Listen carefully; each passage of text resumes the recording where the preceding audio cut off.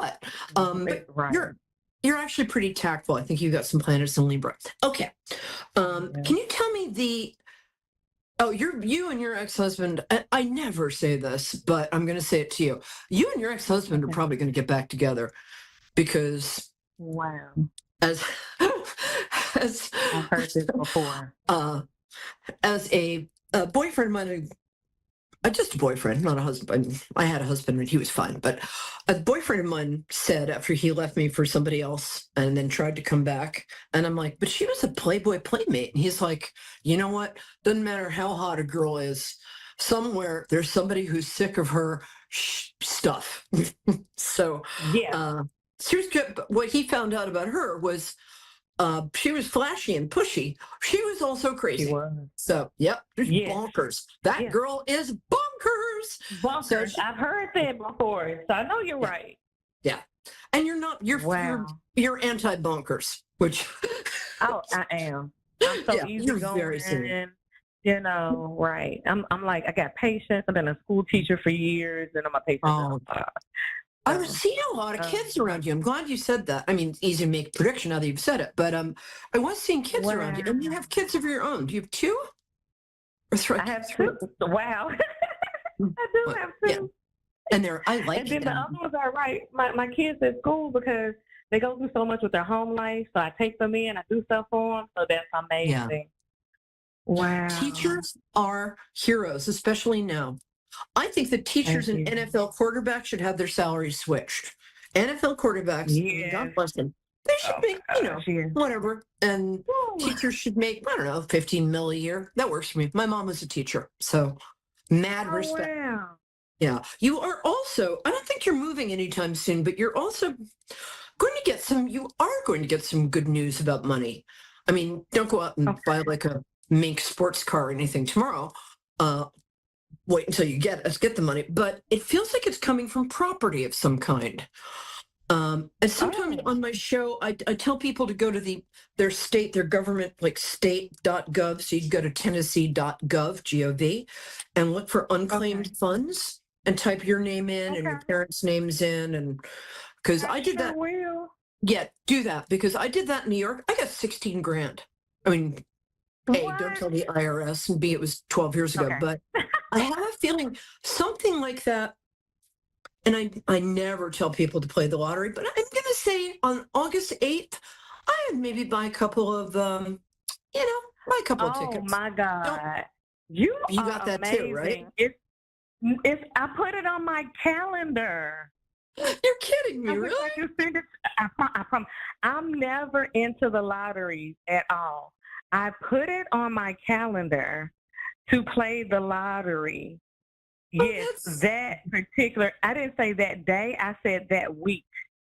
yeah, I would do it. Honestly, I Oh my never played the God. lottery. I bought a ticket. I have no idea why. Oh Now, my August 8th God. is called the Lions Gate Portal. It's supposed to be a very powerful day. So if you want to write down, Okay.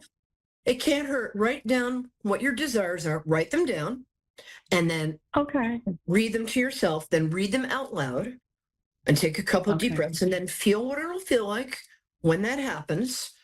Just suspend disbelief. Okay. You can be like me in a horror movie. I suspend disbelief, which is why I pass out in horror movies all the time.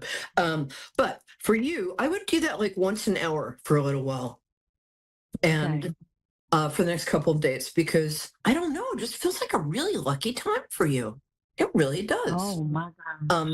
And Yeah. if you listen to the show every week, a lot of times I will say, nope, you and him not getting back together.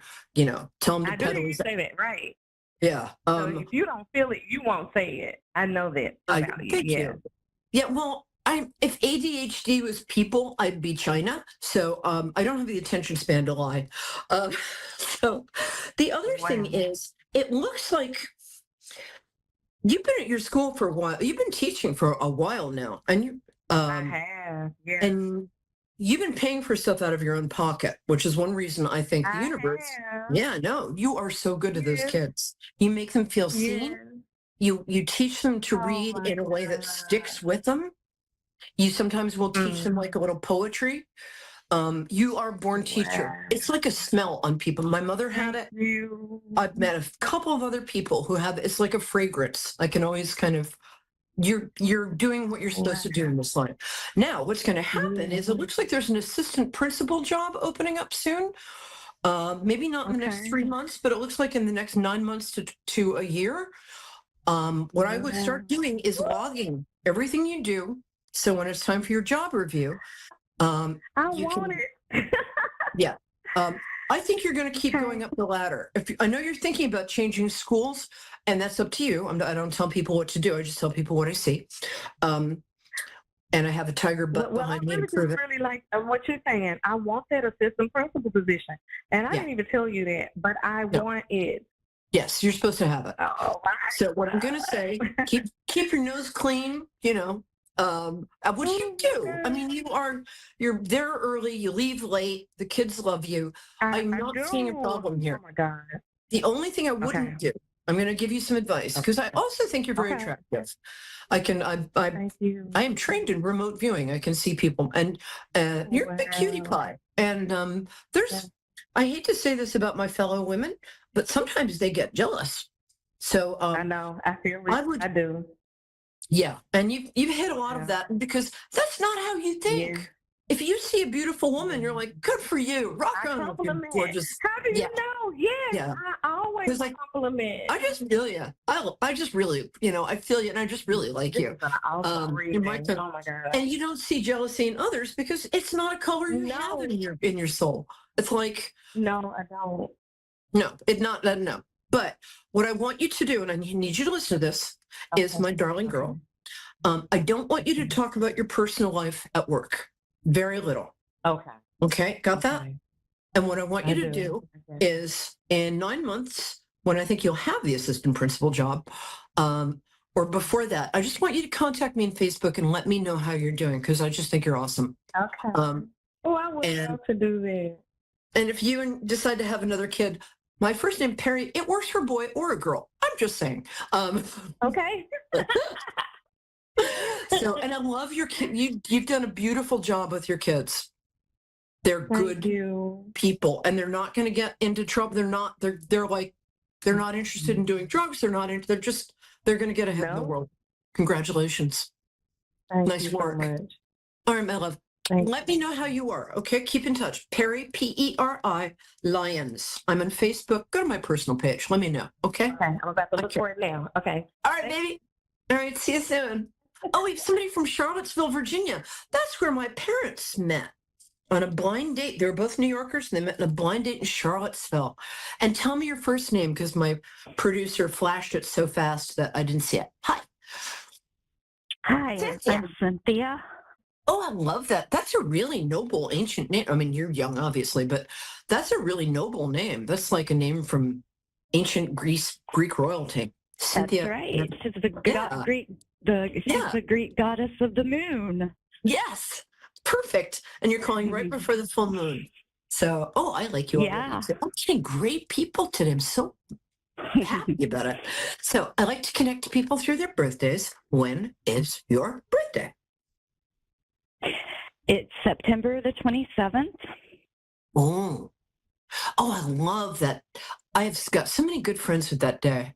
Libra women. Yeah. Never ask a Libra woman what she actually thinks of your outfit because she will tell you. Um, Uh-huh. and there's one of my friends, she's an up and coming, you've got to get her album, up and coming country star named Lola Kirk. I don't know why my phone is acting funny. Lola Kirk, Kirke, has the same birthday. Okay, I've written And I it think down. yeah, you got to Cool. get it. Her album is awesome. So good. She's Yeah, one I'll of check us. her who gets out us. for sure. Yeah. So baby love, how can I help Thank you? you. You have a question on the top of Um, your head that I can see. Yeah. I don't have a, well, this is the That's first time I've ever had a reading. So Oh, I don't welcome. have a specific question per se. I'm just curious and I'm open-minded about the process and just oh. curious what you may or may not pick up on. Well, this seems to be my day for getting good people because you also are somebody, you're just ethical. You're a nice gal. I wish you lived closer. I'd take you for a non-alcoholic. And this seems to be, and starting August 8th, which is, again, it's called the Lionsgate Portal. What I'd like you to do is write down what you'd like for the next year and then read it out loud and then feel how that feels. Do it like a couple times a day, because it just feels like this is going to be a good year. I mean, coming up for you. I'm not I'll sure take what you it. do. Yeah, right. Hold on. I'm trying to get what you do for. Now, I'm not quite sure if you're in if you're single or in a long-term relationship, because they tend to register kind of the same way to me. I think you're are you married? I'm sorry. Usually I shouldn't ask. I am You are. married. Okay, that's It's okay. right. I am. That's what I was getting. You'd be surprised how often I get a no to that. You Well, guys they went might through be the some. smart ones. I don't know. Yeah, I would. He's a keeper, or she, or they, whatever. But I think it's a boy. It's a he, It's a and boy. he is a keeper. Yeah. Yeah, he is. And you guys, I think you went through some heavy weather fairly early on. Like a lot of like stuff around you and a lot of difficult situations. And then the sun came up, and I think things are pretty good. I think he had some They're employment. definitely. Yeah, Go improving. ahead. Did he have some Yes, employment exactly. issues that are now much better? Yeah, kind of. Yeah. Yeah, I'm gonna say yes. I'm trying to get what you do. You've such a pleasant personality, but I also think you're organized. Thank What's you. that like? You think I'm Well, organized? That's awesome. well, I think you're good. Here's what I think you're good at managing people without letting people know you're managing them. How's that? So That could be. I might agree with that. busted, and busted in the best way. That's a great talent to have. You're not manipulative. You're just No. you have an instinctual feel. If you and I were to walk into a room together, which I hope we do someday, you could tell me like sort of what the different social situations of each person kind of, I don't know how to describe it, but you kind of get people. You're very intuitive. Yeah. But you're also kind. That's on track. Yeah. Wait, I usually get kids right. I don't know why. I think possibly because you're actually pretty psychic, girl. Sometimes I have a hard time reading psychics. You have 3 kids? I do have 3 kids. Okay. Phew. That's what I was getting. Like, so, I don't know. And I think you're a little more, you sound very young, but I think you're probably old enough to have at least one teenager. Is that right? Oh yeah. Yeah. For sure. Yeah. Well, maybe 2 teenagers and an actual grown-up. You're pretty on point. Yeah. Yeah. Interestingly, it's the oldest one who's pulling focus for me a bit. Oh, really? Yeah, I'm not sure. Yeah. Is it a girl? Is she? That's she a girl? tracking. That's. Yeah. Oh no, not a girl. Oh, okay. Well, I like him. Is he very sensitive and very? Oh yeah. Yeah, I think he was born in the wrong century. He'd be great in like the 1800s. He'd be like a romantic poet, and that would be fabulous. Oh yeah. But I don't think he's figured out how the world works yet, or how he fits into it. He's going to. Don't worry too much about him. Thank you. Thank you And for I know saying that. Oh, I mean it too. I know that some other alcohol or addiction might be in the genes somewhere in the background there. I mean, who doesn't have that in their family somewhere? Yeah. Yeah, but that sort of that felt like you just sort of sideswiped me when you said that, because it just was, it's so on point. Yeah. As to one of the reasons that I wanted to have a reading, and it's very related to that. So like, I don't know why it surprised me so much that you just said that. But let me get into detail. Very big thing. Yeah, and he is going to be okay, but I'm going to say, we got 2 minutes, so I'm going to talk really fast. It's not my son. I'm a It's New not Yorker. my son. My father, he's not your son? You said? No, it's not my son who has that issue, that issue pertains to. No, he's sensitive. It's your middle child who's having that. Well, I can't tell what's the middle of the year. It's only one of the 3. What I'm going to say is my dad was a doctor for like 60 years. He was Doogie Howser. He was amazing. And before he passed, I said, tell me 3 things that you've learned in like 60 years of seeing 20 patients a day. And he said, 1, on the whole, people don't change. Who they are is who they are. They can change, they can get better, but on the whole, people don't change. Also, if you contact me privately in Perry Lyons, I'll send you any recovery resources you want or need, because it's something, let's say, I know a little about.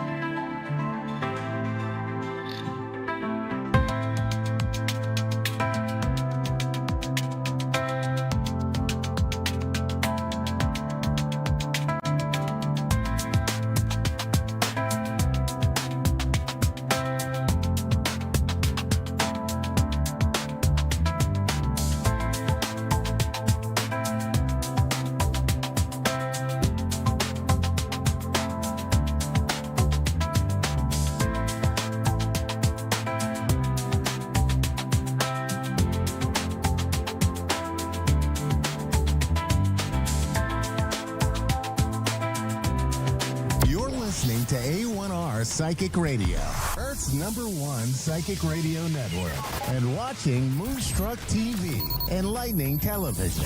Welcome. Time for an offering of light with Robin Chaney. Robin Chaney. Live from RobinChaney.com. Connect direct. In North America, dial 888-454-2751. In London, 20-3519-2158. In Sydney, dial 02-8488-3147. Or online, contact us through our Facebook page, facebook.com/psychic radio. Or one of our websites, AskOneRadio.com or Moonstruck.tv. This is an offering of light on A1R, the Ask One Radio Network.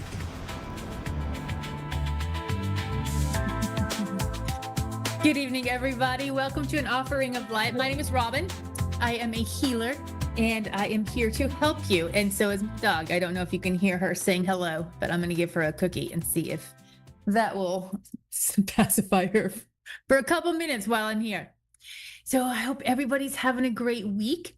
And if you're not, sit back and relax and let the light help you improve the rest of your week, right? Tomorrow is Friday. It's almost over. All right. So those who are new, welcome. And those who are returning, welcome back. I'm sorry. I just lost my train of thought because my dog is running around. Sorry. I am a healer. So what that means is what you're looking for or something that will help you heal. Like that's what I'm able to provide you. And so if you just sit back and relax and allow the light to work, you should be feeling better in no time. Okay. All right. So let's just go ahead and start. So get comfortable, whatever that means to you. You can be laying down, sitting up, standing, whatever is comfortable for you. Please do not be driving a car when you're receiving light or operating any machinery. I don't recommend that at all. All right. So let's just start with 2 deep breaths in on the count of 3. 1, 2, 3. Deep breath in. And release. And let's do that one more time on the count of 3. 1, 2, 3. Deep breath in. And release.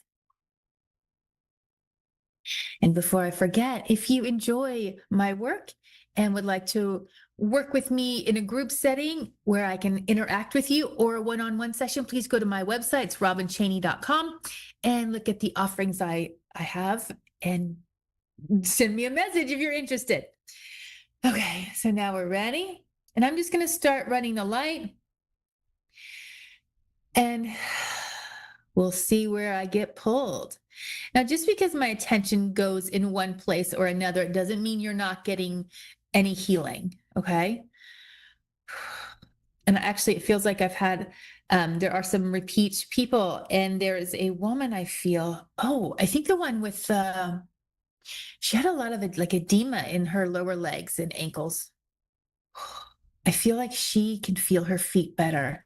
And then rotating the ankles around, like she's starting to feel the energy working, which is amazing. So keep that intention. If you want the light, if you want this energy to work on something specific, set the intention for that, for the light to work on that. Okay. Ooh, and if I finish up in time and remember, that's the big thing, remembering, right? I will give everybody here a light bank. And what that is, it's just energy that'll that sits on top of your energy, your being, right? And you can access it. So like if you stub your toe, you can pull that light in and help, help remove the pain and the frustration that comes when you stub your toe. So it helps with the frustration, it helps with the pain. If you have to go to the grocery store, you can use it to help bubble yourself, protect yourself from other people's energies. It will not do anything nefarious, so don't even try.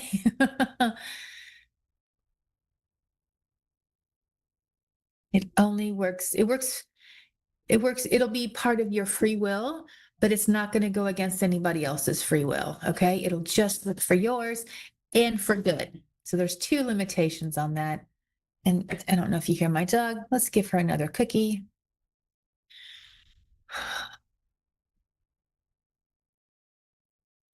My dog is Gemma, and Gemma still has a friend over here, still visiting. We love her. Her name is Belle, so you might see her running around with Gemma.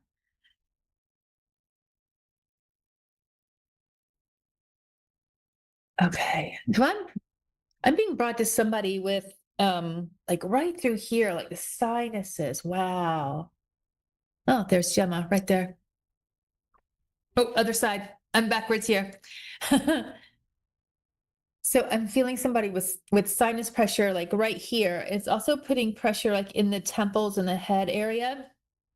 I'm having a lot of phlegm in the back of my throat. Yeah, actually, oh my gosh. Okay, so we have compacted sinuses. All right, let's go into that.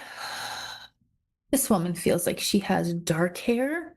It's in a ponytail.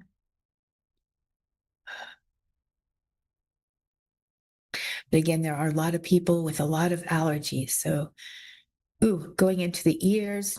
Oh, when you have a lot of allergies and the ears just pop, throughout the day. Oh, that's like miserable, isn't it? So sorry you're experiencing that. Okay, I'm also feeling it going down into the throat, into the chest. Okay, so we're getting a lot of people here with allergies.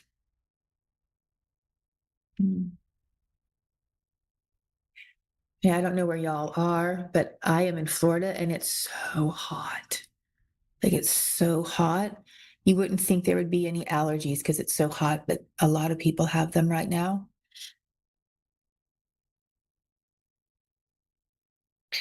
Yeah, I'm feeling it in my chest. Okay. Somebody even has a cough. Going back up into the ears. So I'm going to increase the intensity of the light. So those who are sensitive may feel this. Those who aren't as sensitive may not, and totally fine. It doesn't mean you're not getting the healing. It just means you don't feel it. And then there are some who this work isn't for, right? And I encourage you to find a practitioner that can help you. But I will try to assist everybody that I can. Still swallowing some phlegm. Okay, so oh yeah, really compacted. Oh my goodness, pretty high in a sinus cavity too. Really high in a sinus cavity. So you may notice, those who I'm working on right now, you may notice some drainage over the next few days as this comes out. Okay. Don't be alarmed. If it's more than 5 days, then no, it could be this work, but probably not, depending on who it is. Most people will be done with this work in 5 days. So if it's after 5 days, just know it's not, it's most likely not from this, although some people will still be carrying on. Ugh, still swallowing the phlegm. Well, I'm still trying to swallow phlegm. It's like it's so compacted, there's nothing to come out. So I want to get up there and kill the strep that is causing it.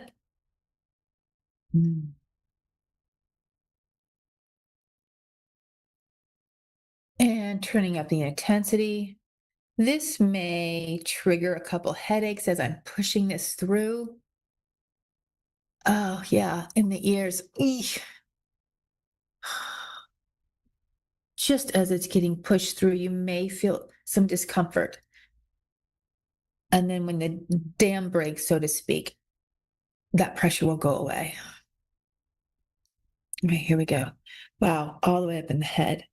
All right, we're just doing a lot of allergies.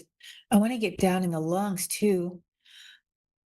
So I'm going to turn, I want to make sure we get enough light going, and then turn up the intensity and then just let it work. Because I want to get into the lungs. I feel like a lot of people have either like asthma, some of it's like neurological triggered asthma, some of it's more environmentally triggered asthma. Ooh, getting some stuff out. Yay. Yeah, those that have stuff in the chest, I just had a gas bubble come up. So that was a good breakthrough for some people. Now let me get into the lungs. Ooh. Wow. Okay, I'm seeing some the lungs that need a lot of work. And that's why I'm here, right? That's why God has gifted me, so I can help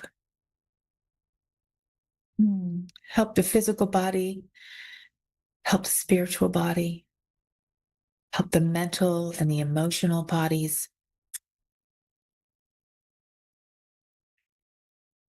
Okay, so I just had a swallow of phlegm, so that's good. It's breaking up, so that's a good sign. And also note that energy work goes faster than physical work, right? It takes some time for the physical to catch up with the energy work that I'm doing. So that's why it might take 3 or 4 days, 5 days, sometimes longer, for you to feel the effects, or for you to feel the complete effects of what I'm doing tonight. And just know this light is going to continue to work. Yeah. It's going to continue to work for a few days. And it is just helping your body. And of course, as most of you know, after energy work, after light work, it's really good to hydrate. It's really good to hydrate and feed your body fuel. Not like adrenal fuel, not like coffee. That's like a fake fuel, okay? Like really good body fuel. Like honey, raw honey is a really good fuel for your body. Those beautiful carbohydrates. All right, so I'm feeling pressure in the back. Ooh, it just opened my eyes. Let's see if I get a message from the producer. Okay, so I think I have just a couple minutes left. Let me finish up with this. I didn't get as much into the lungs as I wanted to, but hopefully there are some people that'll experience some improvement, especially with the asthma. So let me just take a breath, like a collective breath for everybody. Okay, I'm still stunted a little bit in my breath. 2 minutes. Thank you. Okay, now okay, yeah, there are several of you that are able to breathe in deeper, which I'm really excited about. And my nose is not clogged on its own, so this would be somebody else's. just checking the nostrils. I know that's really funny, but I just want to see how that's going because some people can't breathe through their noses, right? So it looks like there's some air going through. So I hope that's helpful for everybody. Now let me go ahead and give a light bake to everybody. So, and those who are sensitive may feel this. So I'm just putting light around everybody that's here and everybody that will be here. Now the people who are new, because the bank hasn't been stretched out, it'll only last a couple days. Okay, I think in five or 6 days for most. So 7 days. Okay, 7 days for most people because I don't have time to really fully fill them up, but I'm going to fill them up as much as possible in the 60 seconds that I have left. And then you can take this with you and use it as you need. Okay, so if you have a headache, pull that light in to help dissolve the headache, right? If you have some arthritis pain in your finger, pull that light in. Okay, so I have 30 seconds left, so I just want to say thank you so much for joining me tonight. I thoroughly enjoy having this short time with everybody. And again, if you like what I do, please go to my website and see what other offerings I have. And hopefully you can receive the healing that you need. If not from me, then of course, another practitioner of your choosing. All right, and I'm just gonna run light as they fade me out. I think I have just a couple seconds left, so just wanna give you everything that I can in this short amount of time. Beautiful. I feel the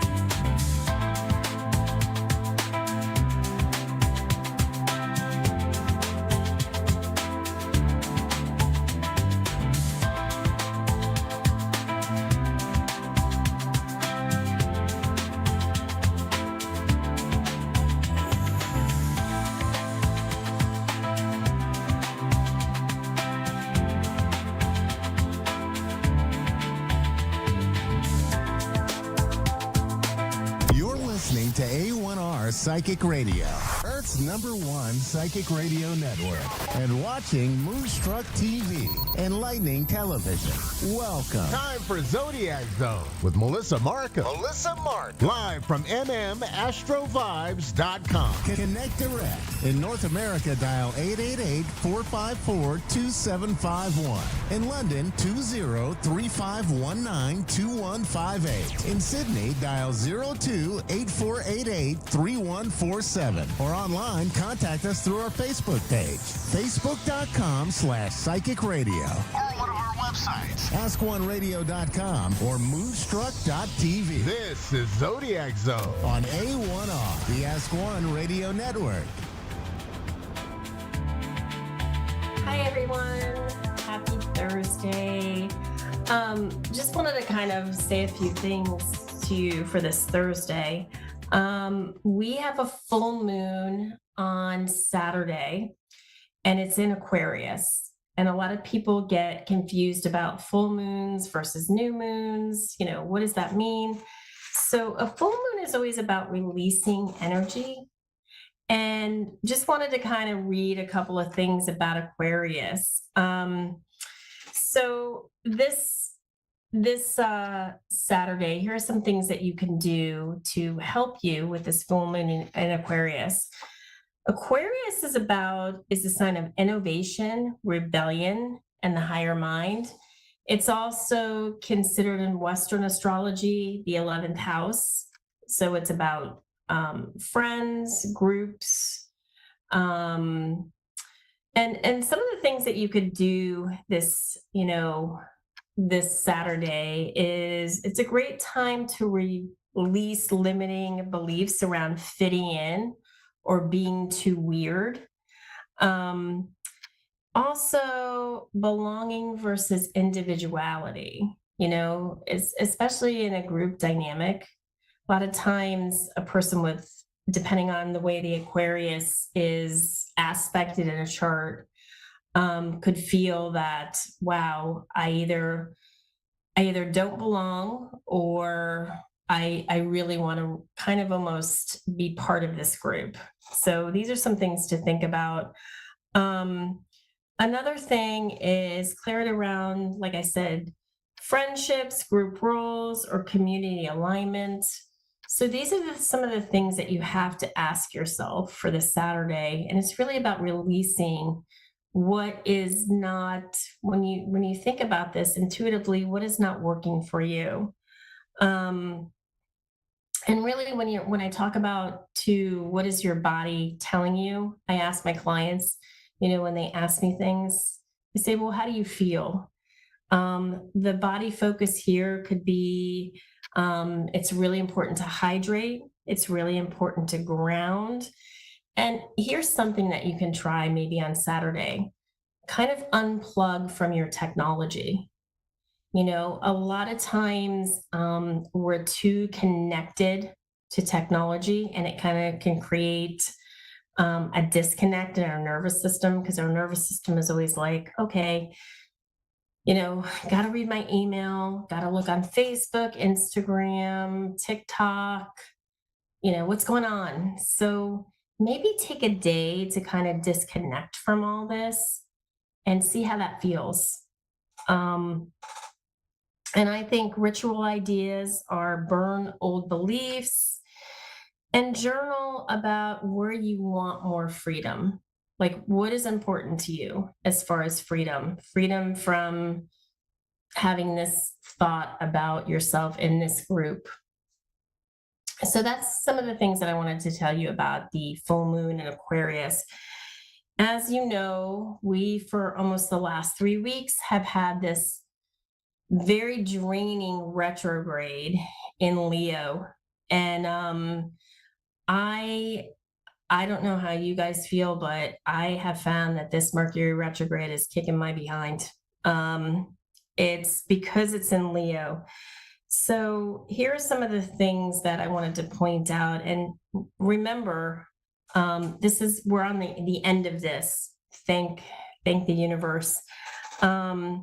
So some of the things you could feel is miscommunication around ego, pride, or creativity may arise. With a retrograde, don't make any new decisions. It's really a time to review, recess, revise, not initiating anything new. And I would say the most important thing, the reason why this retrograde is so difficult, is because that ego is always getting in the way.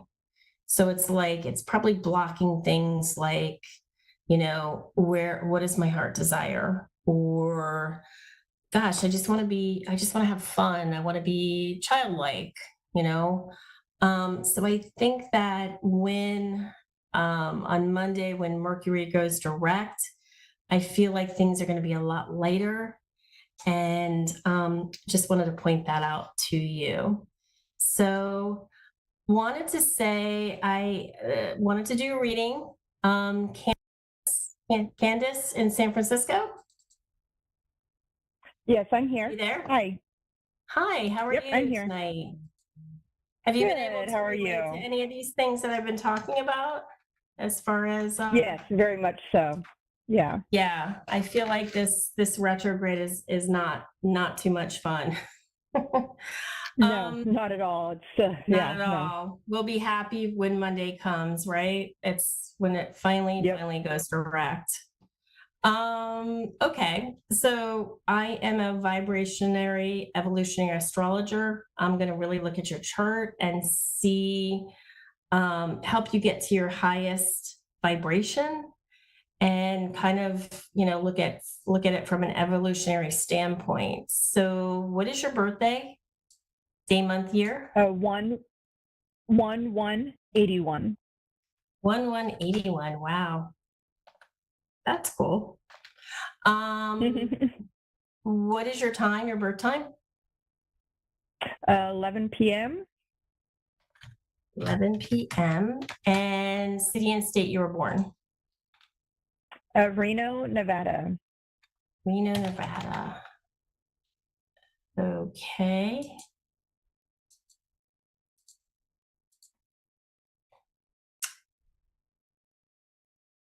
Okay. Got you. So, I feel like with all this Aquarian energy, it's probably you can relate to, especially this full moon in Aquarius.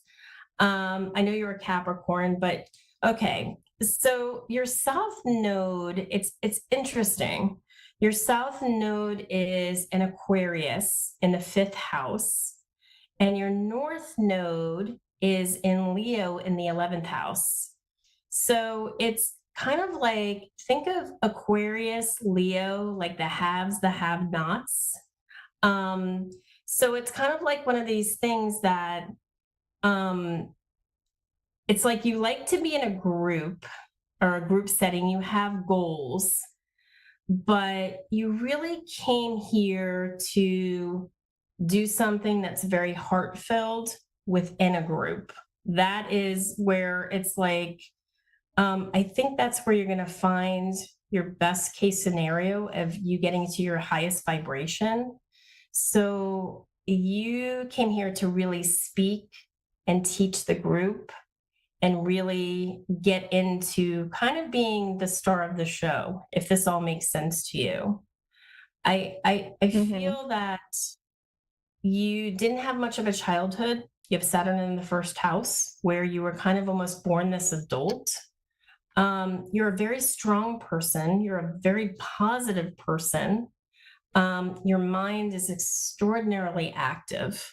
I mean, you're the type of person that can think of all these crazy ideas in the middle of the night, and you go very, very deep because you have Uranus in the 3rd house.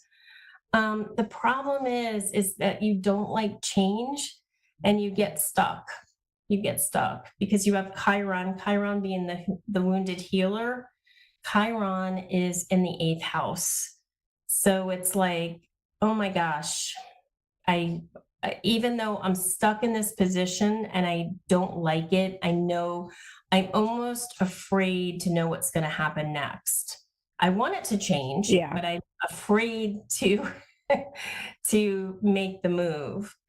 I think the easiest way to heal this Chiron is to actually make the move. Listen to your heart, listen to yourself. Don't think of it as a goal or something that you have to do to kind of keep up with things. Listen to, like, how does your body feel? Just this, for me to make this move or this change or whatever that is that you're looking to do.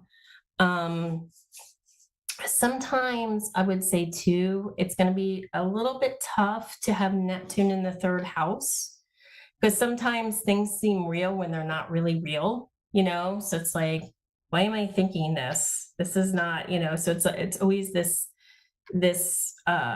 thing where you have to kind of ground yourself and be in that state of, okay, I'm just gonna, because it's very easy for you to kind of go off in la la land and not want to come back, So I would say for the most important thing for you to do is to ground yourself, and really on Saturday, release the energy that is just not working for you anymore, where you're like, really think about what it is that you love and want to accomplish while you're here in this time in your life. and really, I feel like all of us can manifest if we're in the right state of consciousness to manifest when we're not feeling stuck, when we're not worrying about things. That's when the true magic happens. Does this all make sense Yeah. to you? Yeah, no, it's making perfect sense, definitely. 'Cause I'm definitely stuck right now. So Yeah, I think this is a very, very important moon for you, a full moon to release a lot of this on Saturday. And make it a ritual. Make it a ritual. Like I said in the earlier part of my segment, I really think maybe detaching from the internet, from social media, from things like that is going to give you some clarity too. I mean, it's Yeah, really yeah. about you getting into your Leo energy and doing something with your heart, being the star of something, getting up there. The Leo is the actor, the performer. So it's like you kind of performing whatever it is that you are drawn to do in front of a group, if that all makes sense, Okay. or something that, Yeah, that that makes is going to help the group dynamics. Yeah, that And the makes group can sense. be any type of group. That is what your purpose in life is. That's what you came here to do. You're a Capricorn, so I'm sure you're pretty focused and uber, and your midheaven is it's in the 9th house. So it's really about the betterment of people, the universe, things like that. It's not so much about you. So hope that helps, and just do some Yeah, really no, good work definitely. on Saturday. I appreciate it. Thank you so much. Thank you. Yeah, so just wanted to kind of give everybody a little snapshot on what I do. And like I said, go out there and just know that the retrograde is going to be over on Monday, and go and focus on what you have to release.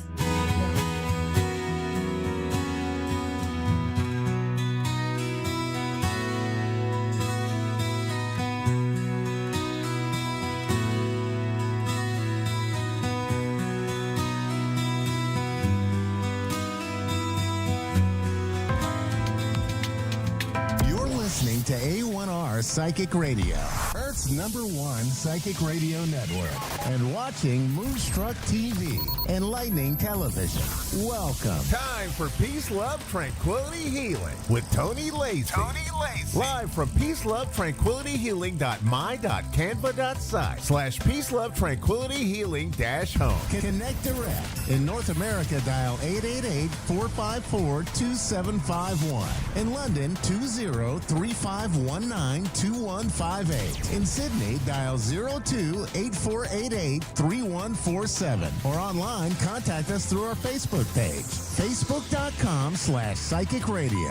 Or one of our websites, askoneradio.com or moonstruck.tv. This is Peace, Love, Tranquility, Healing On A1R, the Ask One Radio Network. Good evening, everyone, and thank you for tuning in.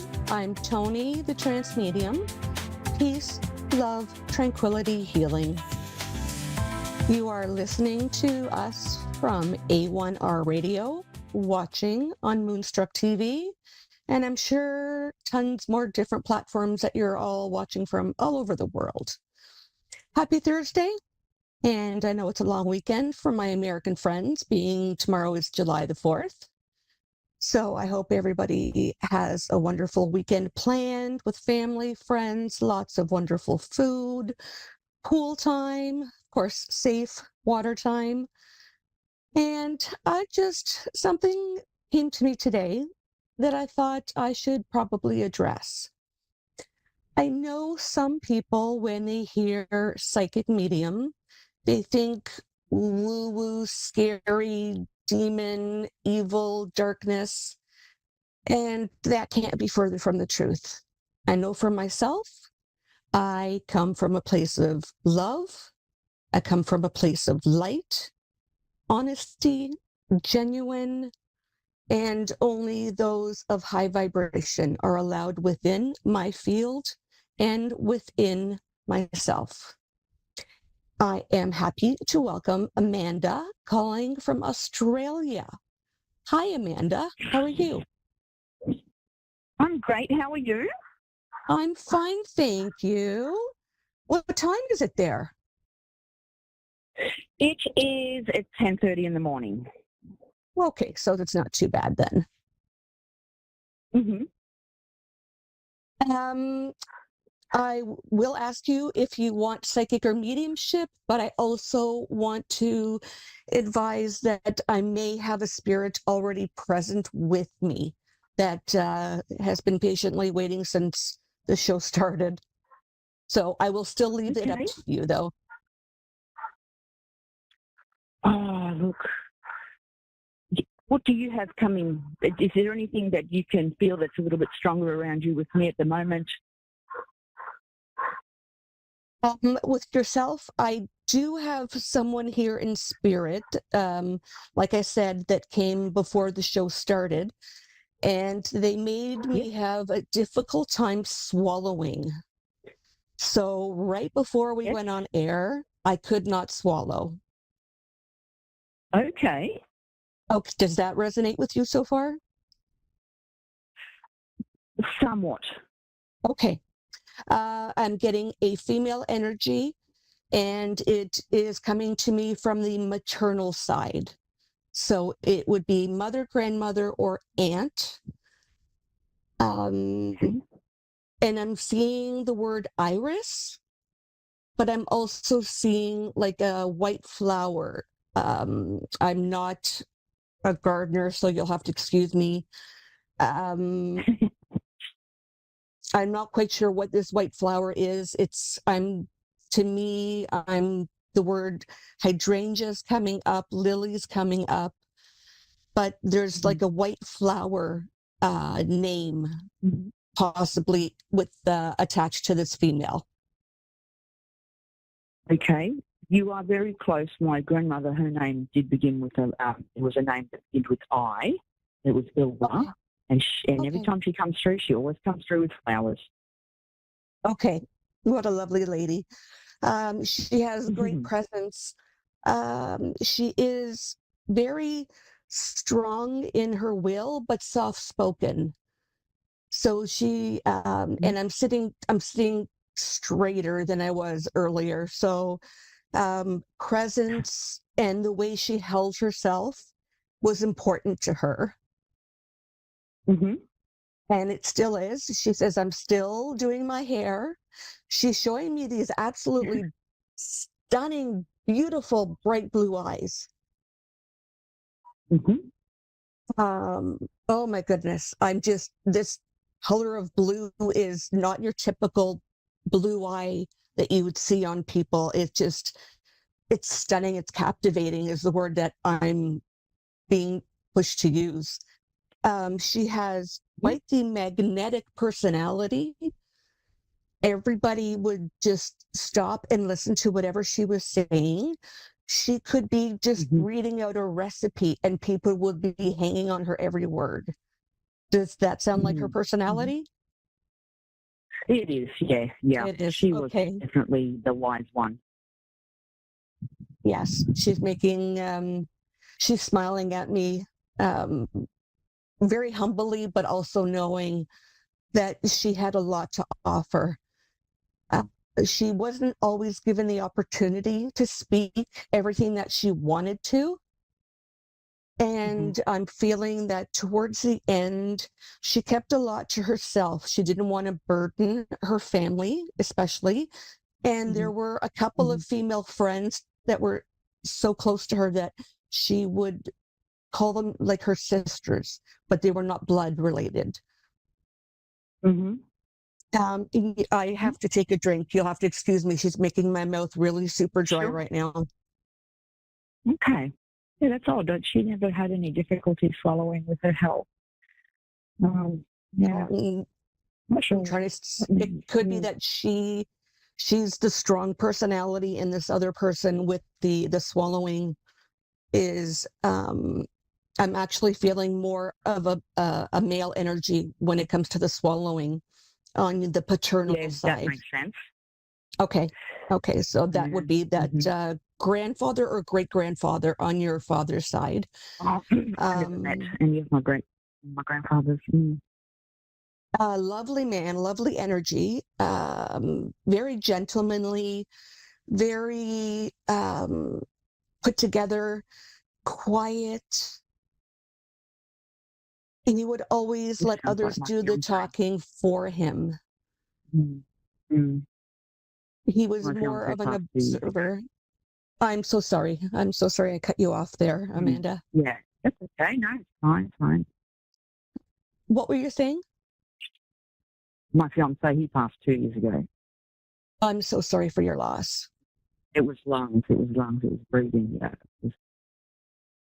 Okay. I'm sensing the letter R, like a Ross. There's an R name that's coming through on the No. male energy. This is Andrew. Okay. I can check in and see if Andrew would like to come forward. I can't make him, but I certainly will send the intent through.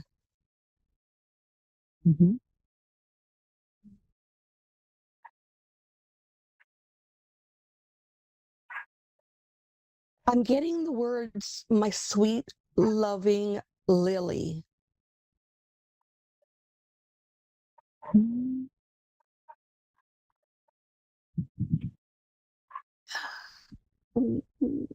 And I'm getting the age in 60s, blonde hair, blue eyes, but it's more of a blue gray. I guess they would call it like blue steel. Some people call it. Yes. Yes. Okay, so that's 59. fitting for Andrew. Mm-hmm. Okay. He's not a large man, but not a slender man. Like he was, I wouldn't even say stocky. He was very well built. He's showing me what in his younger years, he says, and he's actually using the word, and he's doing this. And I don't know if you can see me or you're just hearing me, but he has one hand on his left hip. His right shoulder is back, and he says, I was very svelte. He's very proud of his physique in his younger years, and he says that he actually was able to keep it up throughout his adult life. Yeah. And now I'm feeling like this great big teddy bear. I just want to hug him. He just has this comforting, safe feeling about him.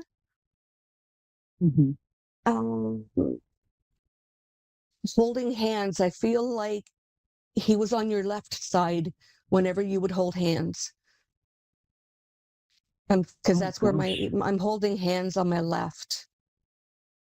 That's where he actually is right now. He's sitting on your left and he's holding your hand. And he has his left hand on top of yours. So it's his left hand on top of your hand, which is in his right hand. The day he died, I took a photo of his left hand holding my hand. Okay. Well, he's acknowledging that. He's bringing that through, showing me that that is still a very vivid memory for you. And every time you look at that picture, he is there with you. He's saying there's so much I wanted to do, so much I wanted to say. He says, but I know you felt me talking to you through my eyes.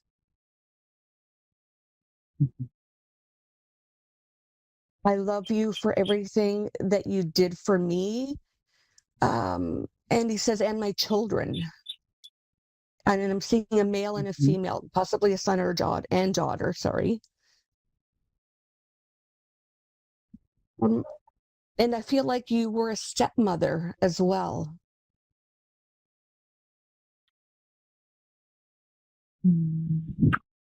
Yes, sort of. Yeah, you could say that. Yeah, there's an energy coming through. acknowledging that you were a very big part of her life. It's a female. Yep. Yes. Yeah. She's saying that shoot for the stars. She's telling me to say those words, that will have a meaning for you. So I'm sorry, I'm jumping. They're all wanting to talk to you right now. But this female is still alive. This female is still alive. So she's coming through telepathically. Mm-hmm. Yeah. So everybody that's coming through, your grandmother, Andrew is still with you. Again, every time you look at that photo, he is sitting right beside you, holding your hand, just like in the photo. Mm-hmm. And he says he prefers the pink coral lipstick rather than the vibrant pink. That's funny. Yeah, he's making me giggle. I'm like, are you talking to me or are you talking to Amanda? He's very, very funny, very, very sweet. I will leave you. They're all at peace. They're all very happy. They're all very healthy. They're sending their love. They're always with you. And Andrew says that he always has his hand on your right shoulder whenever you're feeling a little weak and unsteady with your emotions. His hand is on your right shoulder. So I will leave you with that, Amanda. I appreciate you calling in. I thank you. I thank all your loved ones. Thank you kindly for connecting me. You're very welcome, my dear. Have a wonderful day.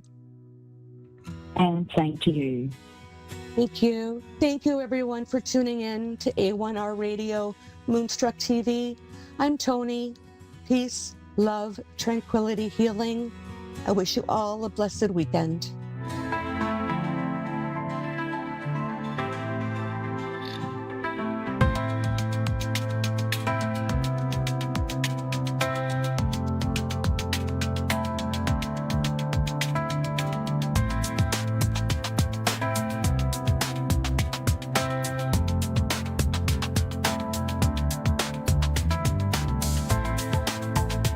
You're listening to A1R Psychic Radio, Earth's #1 psychic radio network, and watching Moonstruck TV, Enlightening Television. Welcome. Time for Energy Intuition Transformation with Sue Williams.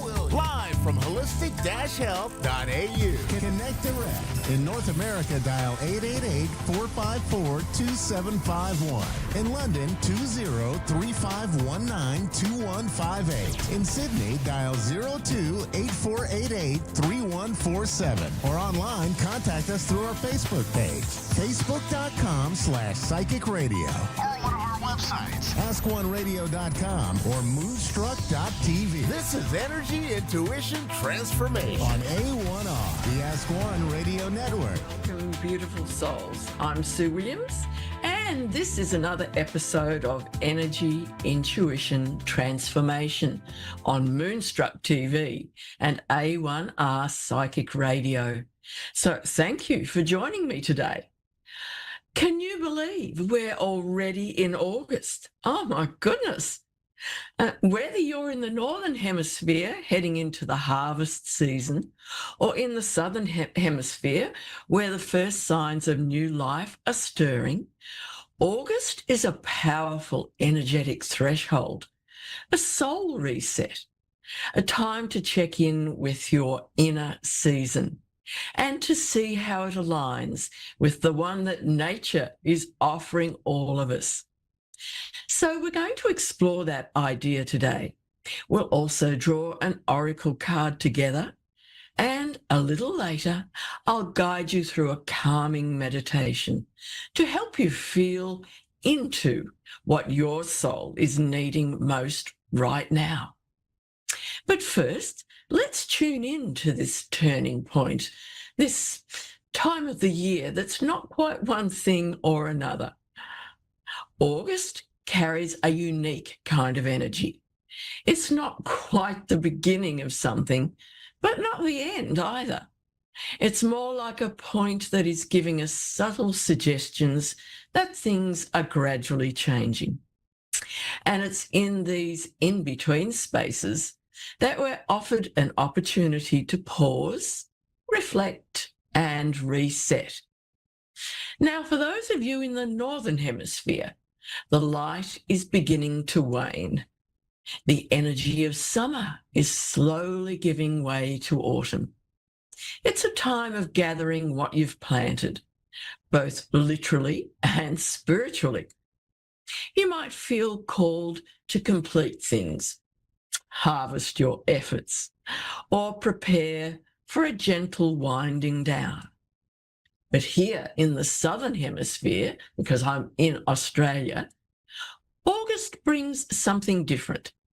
Even though winter still lingers, nature is whispering hints of renewal. Buds appearing on the trees, baby animals being born, the promise of spring just beneath the surface. Energetically, it's a time of quiet stirring, of slow but steady emergence from the deep rest of winter. So wherever you are on the globe, you're part of nature's rhythm, but your soul might be moving at a different pace altogether. Sometimes we feel stuck because we're trying to match the season outside, when what we really need is to honour the season within. So let's take a moment now to listen inwards and tune in to your inner season. And as always, when we do these meditations, please don't listen while driving or operating any machinery.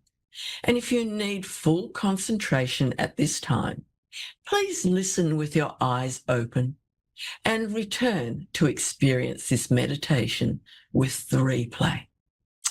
So now, if you are safe, seated and comfortable, begin by closing your eyes if it is safe to do so, and take a moment to get comfortable. Now, take a slow, conscious breath in and out.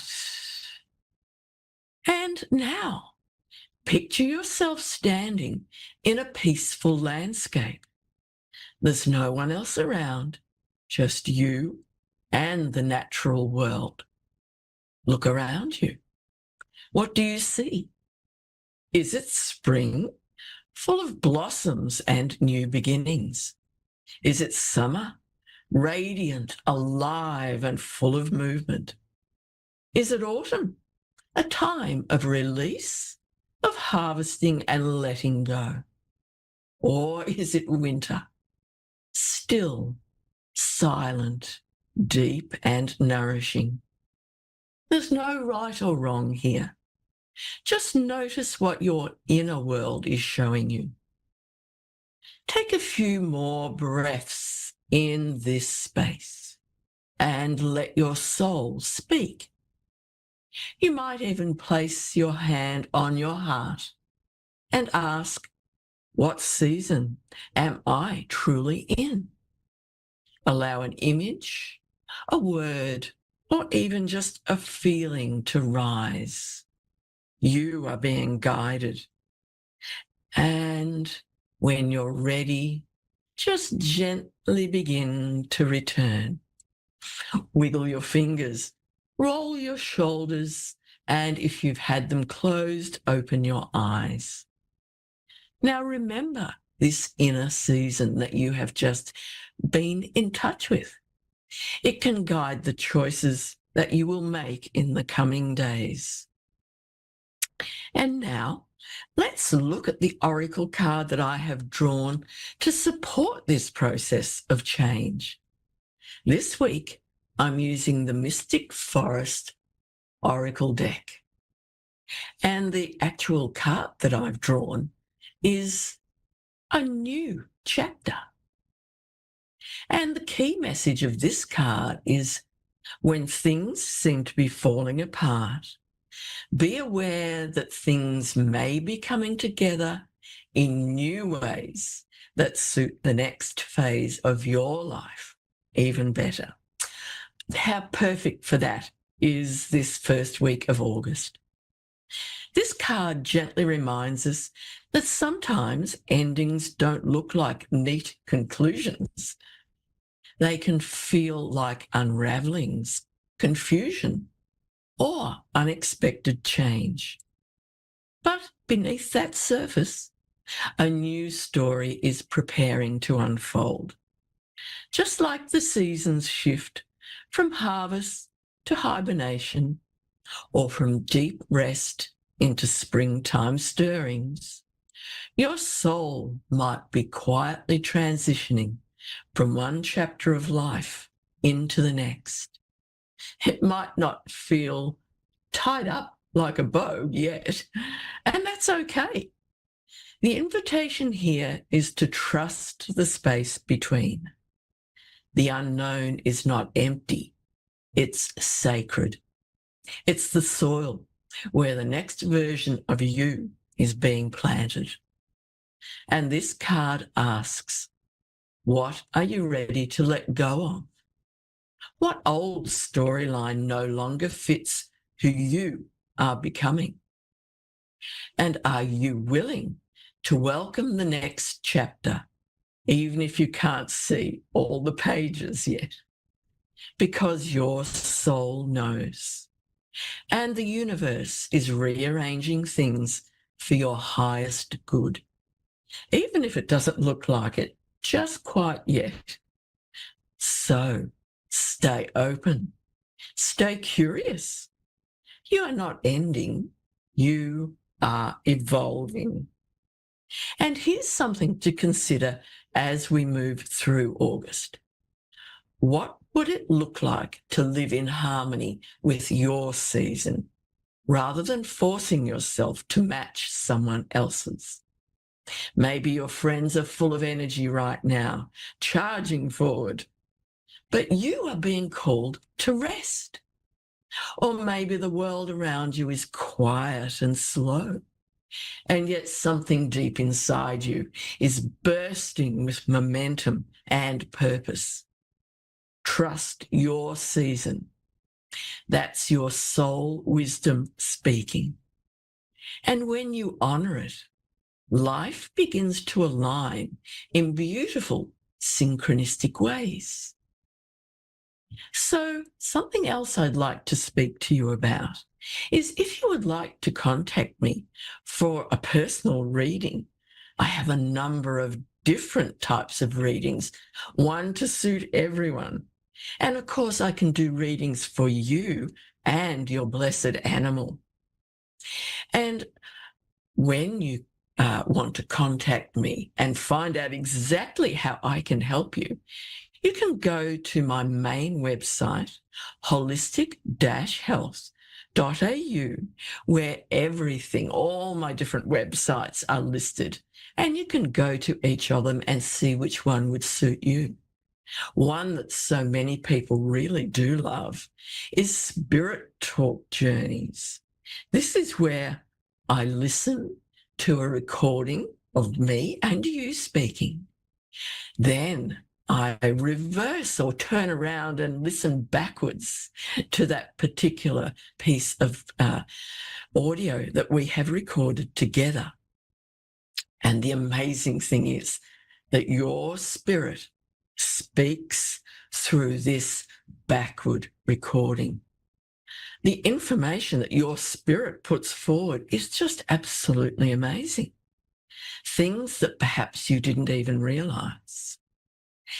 And then, of course, I can also speak to your blessed animals by doing the same thing. We have a chat. You talk to me about your beautiful animal, whether it's a pet, a companion animal, even larger animals like horses, goats, donkeys, whoever that you have in your life as that beautiful animal. And as you speak, you can ask questions, you can give me information about the animal.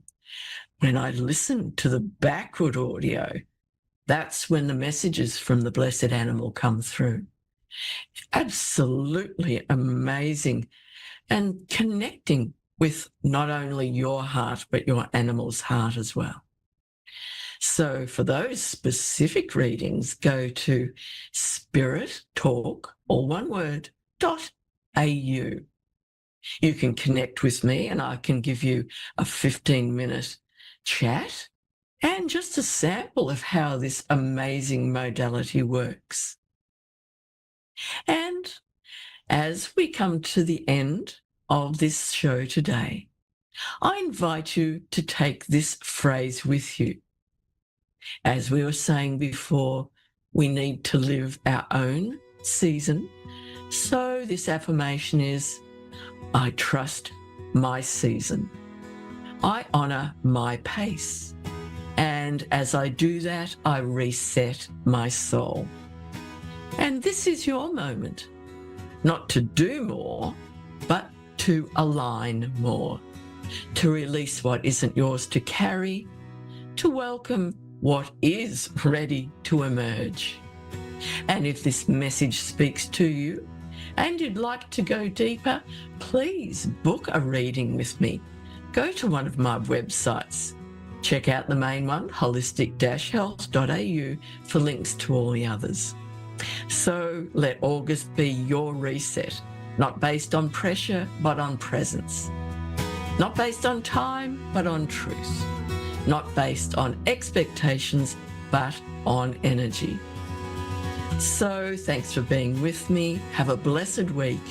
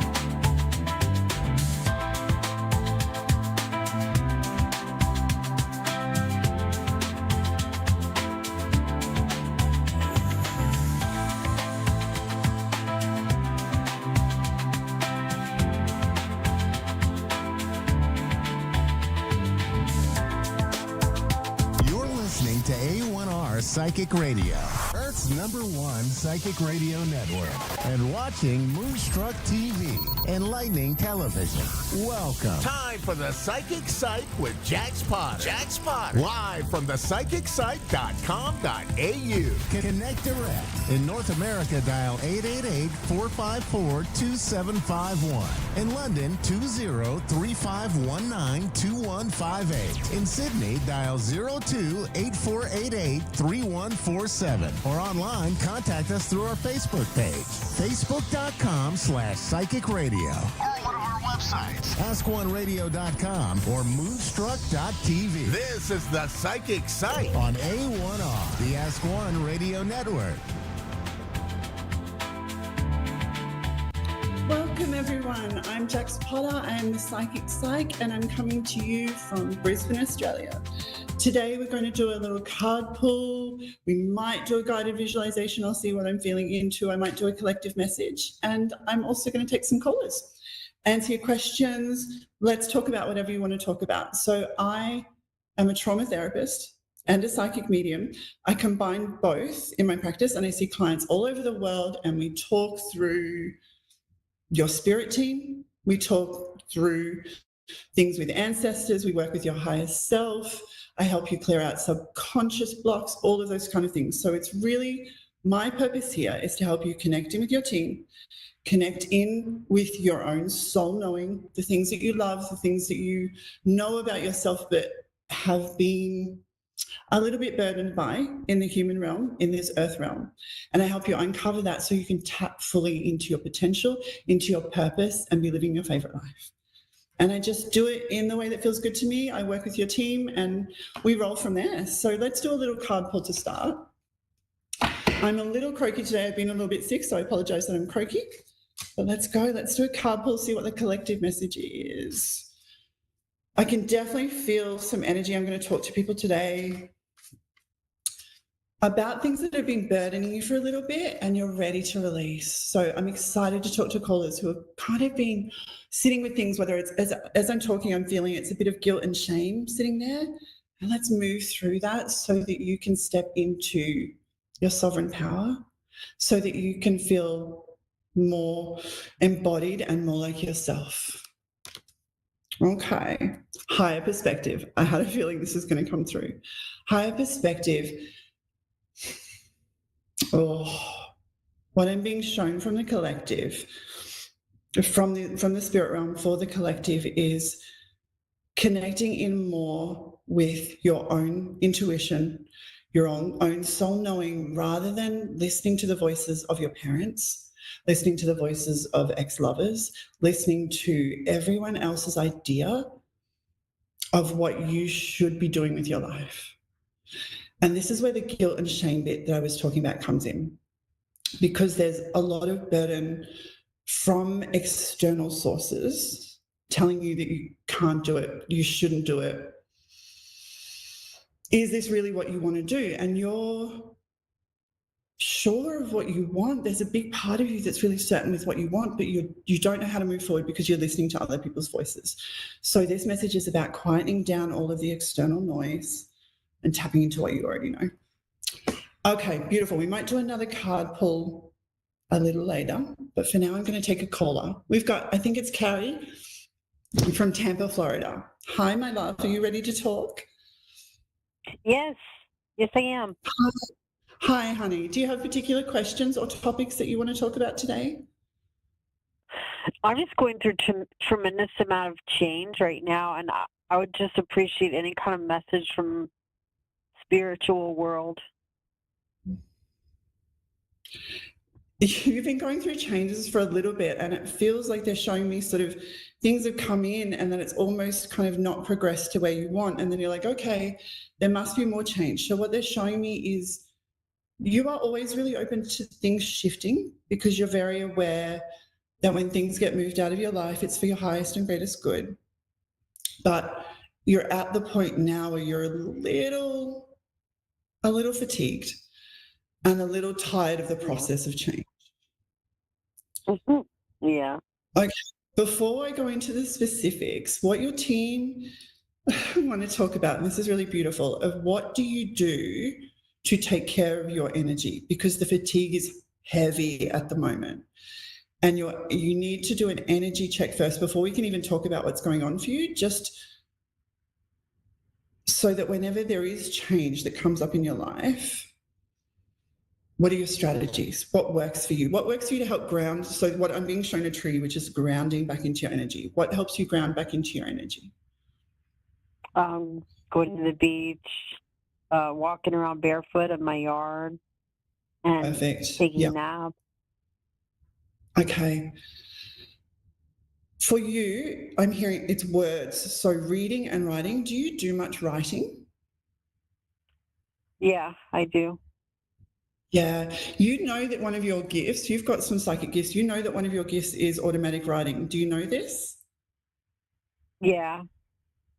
Yeah, beautiful. You're being asked to connect into your gift of channeled writing, automatic writing, so that you can get your own messaging far more clearer. So let me explain how I see it from the spirit realm, how they describe, and this is for anyone listening. If you're wanting to connect more into your intuition and into your own gifts, I get shown it like a clear tube between the earth realm and the spirit realm. And if you think of that tube like a vacuum cleaner, that there's dust and debris in there. And the dust and debris is self-doubt and overthinking. So if we work at clearing out the self-doubt and the overthinking more, we'll always do it a little bit. But if we can work at clearing that out a little bit more, you will find that you'll be able to connect in with the spirit realm more because that channel is clearer. Does that make sense? Yeah. So you're being asked to, it's not so much self-doubt that's coming up for you, but there is definitely a lot of rumination, a lot of the overthinking. And that's purely coming from, because there has been so much upheaval in your life. And there's also been, and I won't disclose too much on air, but there's also been a fair bit of loss and a fair bit of trauma for you. And we don't have to talk about that if you don't want to. But because you've experienced quite a lot of change and loss and trauma within this life, your brain likes to be busy because that's a trauma response. And so the key for you is, whether you work with myself or whether you work with someone else that you feel safe with, on learning how to come out of overthinking, which is the left brain logic, and into the right brain, creative, connected to the spirit realm. If you're able to rewire and do that more, you're going to find that you can connect in with your own messaging far more easily, and that the changes and the upheavals won't actually be so dramatic because you're either anticipating them because you've got messaging about it, or because you're not overthinking, then you don't feel so off kilter. That's what they keep showing me, is like, oh, when there's change coming at the moment, you're kind of thrown off balance. And you do a beautiful job, but you need more than the grounding right now. You need more than the barefoot walking, more than the beach. It needs to be more of a mental shift around releasing the overthinking that's coming from your past. That will help you so much. And the more you do that, the more you will tap into that amazing channeled writing that you have, because your messages are detailed and really thorough, the messages that you get, like really powerful. Do you keep the messages that you write? Do you have journals? Do you have somewhere where it's written? Yeah, I have like a blog. Oh, you do? Beautiful, because they're showing me it's stored, so that makes sense. Do you share that with others? Is that shared with others? No. Okay. At some point, do you feel comfortable sharing your writing? So it can be different to what you've got on your current blog. This is more of a cathartic journaling. But at some point, would you feel comfortable sharing your channel messages, whether that's on social media or via a book or some avenue? How does that feel when I say that? Maybe I would do that. Yeah. How does it feel? I don't know. I never thought about it. I don't feel like it's right this second. I don't know. Not in this moment. This is where your team has jumped to, just to give you a bit of a glimpse into what's coming up for you that feels very different to where you are now. And so they're sort of giving that glimpse so that you can be like, okay, I'm moving through all of this upheaval and all of this transition and into far, far more peace. And as you move into that peace, you'll notice that you tap your psychic gifts. So that's kind of why they've brought that in first up, to be like, you're moving, you know that, you already know this. I don't even need to tell you that all of this change is to move out all of the things that aren't working so that you can fully step into what is working for you. And you have been really intentional about asking for that. You've done a lot of, okay, anything that's not aligned, anything that doesn't work for me, anything that doesn't feel good to me anymore, I'm ready to move away from that. Yeah. I'm being shown a masculine beside you. Is this a partner or a family member that's close to you? They're showing me like there's someone that listens to you.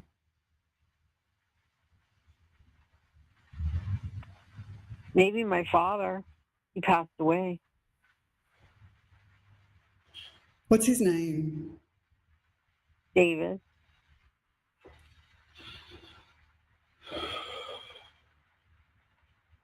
Are you happy to connect with him? Yeah.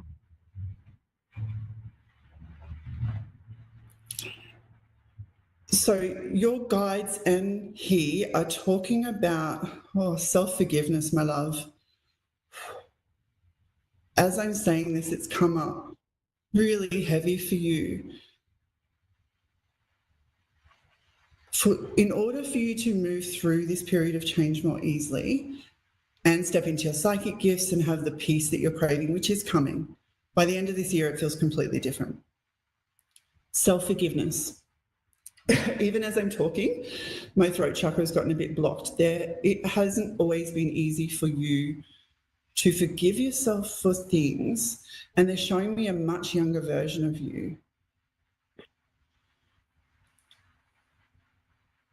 When you write at the moment, do you write about current things or do you write about what's happened in the past? Both. Both.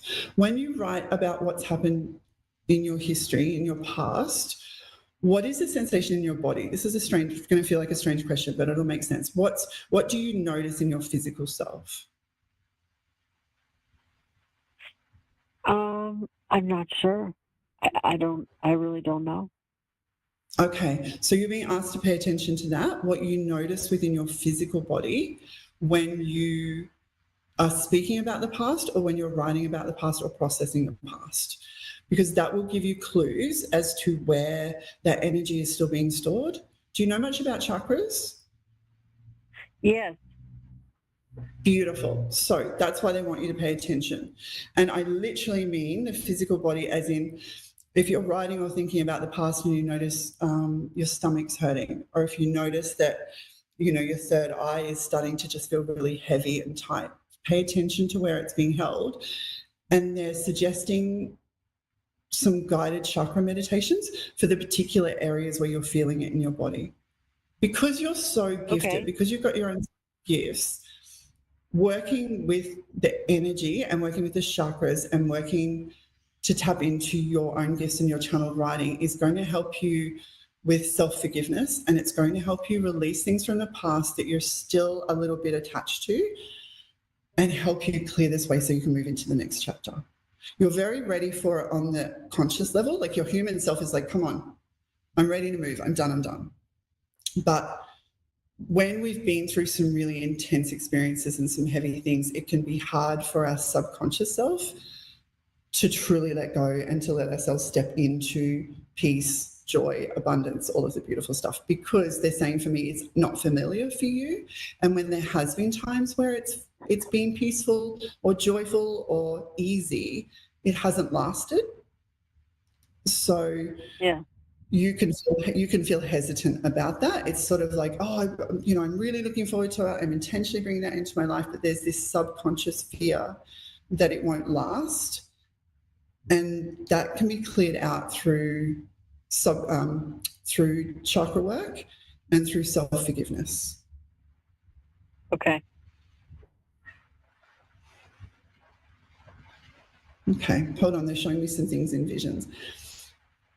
I'm being shown horses. I'm trying to figure out if this is a literal thing or if this is a metaphor. Do you have a connection with horses, or sometimes horses is a metaphor for freedom, running free, that sort of thing? Yes. You have a connection with horses? Yeah, I definitely love horses. Beautiful. Okay. Do you have equine therapy over there? Probably. I haven't looked into it. Okay. Oh, now I know what this is. This is gorgeous. So you love horses. You know how horses are brilliant at picking up on energy. So if someone goes near a horse, if that horse does not like their energy, they will not allow them near them.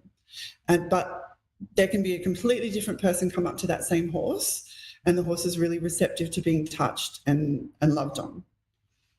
Yeah. What they're showing me with this is something that'll be amazing for you too, is to tap into your gift of claircognizance and clairsentience, which is sensing and knowing. So you can already walk into a room and know who you want to talk to and know who you don't really trust and I don't feel good around you. You're good with that. But if you continue to keep harnessing that, what you will notice is that you make decisions much quicker in your life, and it allows you to move through situations quickly, and then you're not going to have so much change happen in your world. The other thing that they want to say is the changes, all these big upheavals that have been happening for quite a while now, like the last 2 years, it feels completely different for you than what it was 2 years ago.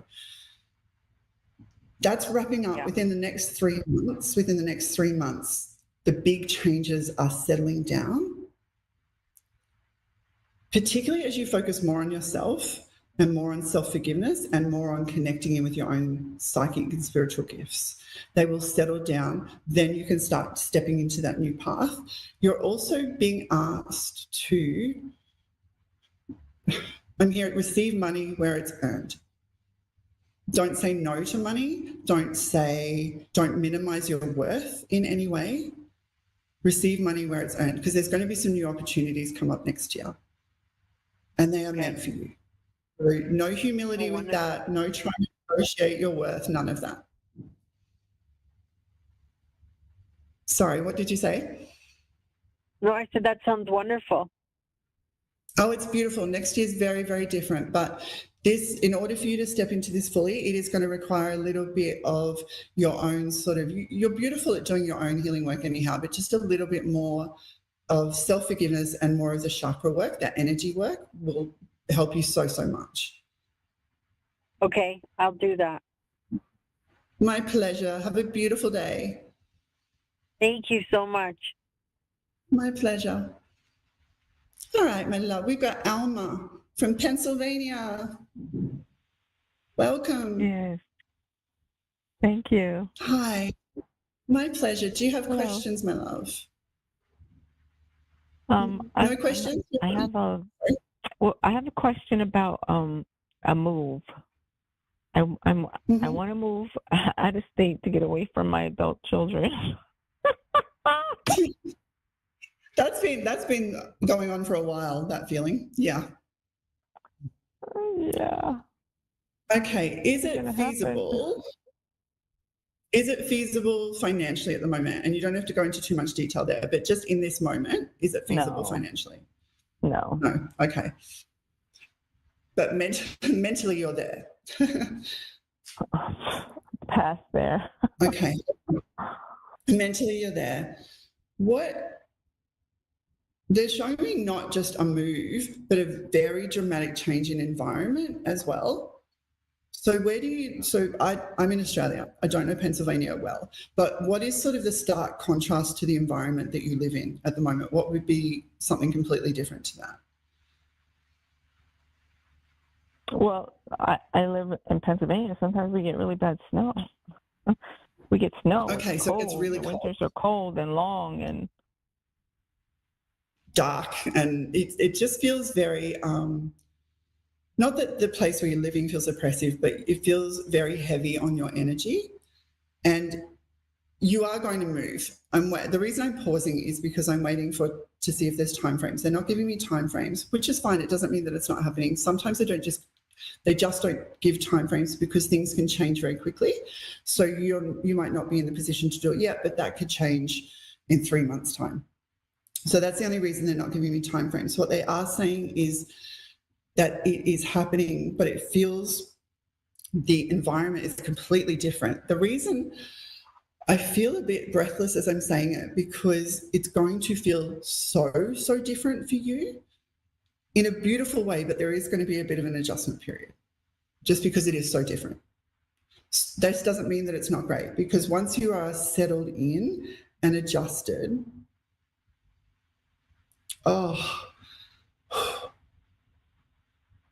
it's a huge relief. I just wanted to sink my body in, take a huge sigh of relief. Once you have adjusted to this move, it's far more, it's more you.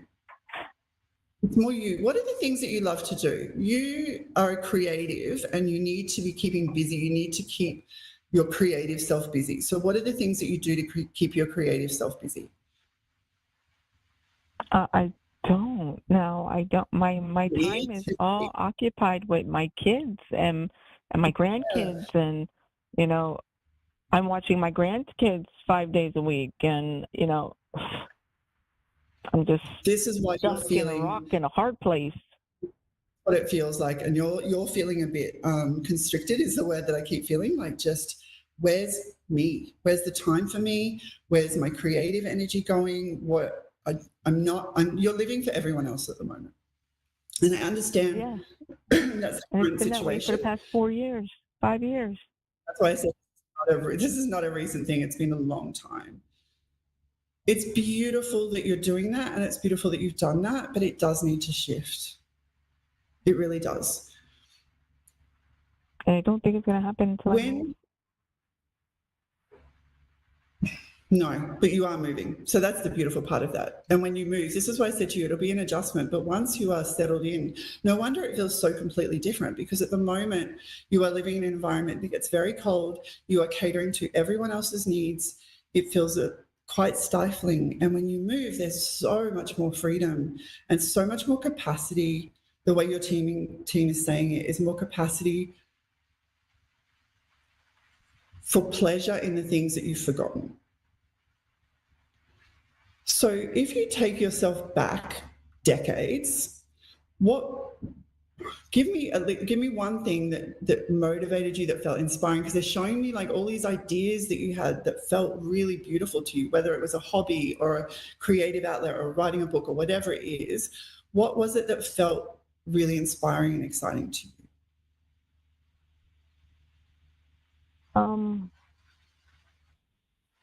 I really didn't do any of those things. I do. It's not, but the idea where you was like, one day I'd love to do that. No, yeah, like I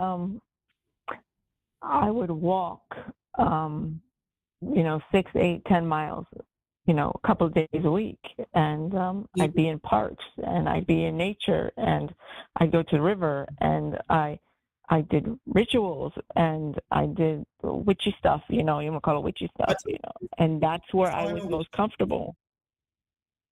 Yeah. So that's right brain work. So I'm a witch as well. And whenever I'm stagnant in my life or just not feeling great, I absolutely have to tap into my witchy stuff, because that's creative. Even if other people don't see it as creative, you know what it's like. You know that using divination tools, you know that performing rituals, being in with Mother Nature, all of that stuff is very fulfilling and very creative for our souls. It just feels natural and it feels easy. And this is, yes, the external circumstances are why you're feeling stuck, but a big part of the mental, so that's creating a physical drain, but a big part of your soul drain and mental drain is because you're not connected into the witchy stuff. I actually did put on a jacket this morning, which has the pentagram, and it has all my witchy symbols on it. And I was like, oh, I'm absolutely speaking to a witch today. So I'm so excited that I'm speaking to you. Until you move, so in the meantime, until you move, you are being asked to connect back into your witchy practices. Even if it is just simple things at home, some altar work at home, or some really simple things at home that help you come back into who you are, because you know that that's when you feel you're most grounded and supported. So we're mind, body, and soul, which means that we have to take care of all three energetically. And at the moment, you're not able to do a lot about taking care of the physical drain that you're experiencing, because you're looking after the grandkids, you're doing so much for other people. So you can do a little bit, but that's going to create a drain. So what you're being asked to really focus on is the energy within your mind and within your soul. And your witchy practices are the quickest and easiest way for you to pour some more energy into that soul work. Does that make sense? Because at the moment you're depleted in all areas. And it's really hard to move forward in any area of our life when we're depleted in any of those areas. The other thing they're asking, please tell me that you already use cards, whether it's tarot or oracle. I have them. I just haven't touched them in years. Why?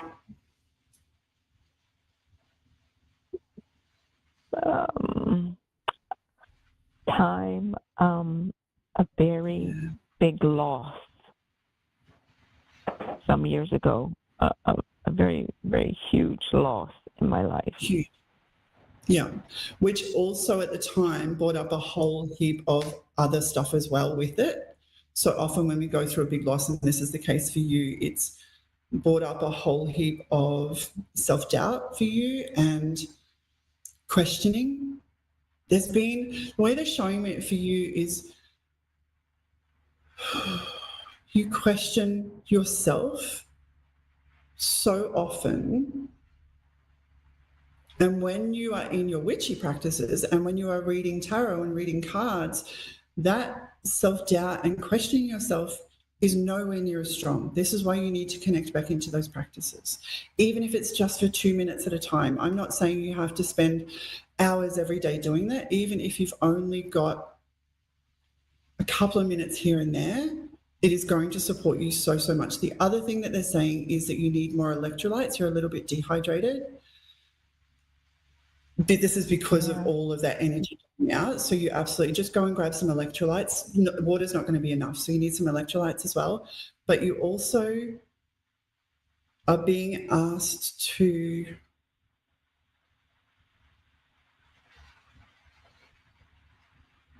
just immerse yourself in your desires and your stuff more so. Even if it is you wake up 5 minutes earlier and do a little card pull, or you go and do a ritual once a week where you've got the capacity, but please tap into that. Then you will find that as this move happens, it is far more easier to move into it and far more easy to have that transition to go from putting everyone else's needs first to actually coming back into your true sovereign self.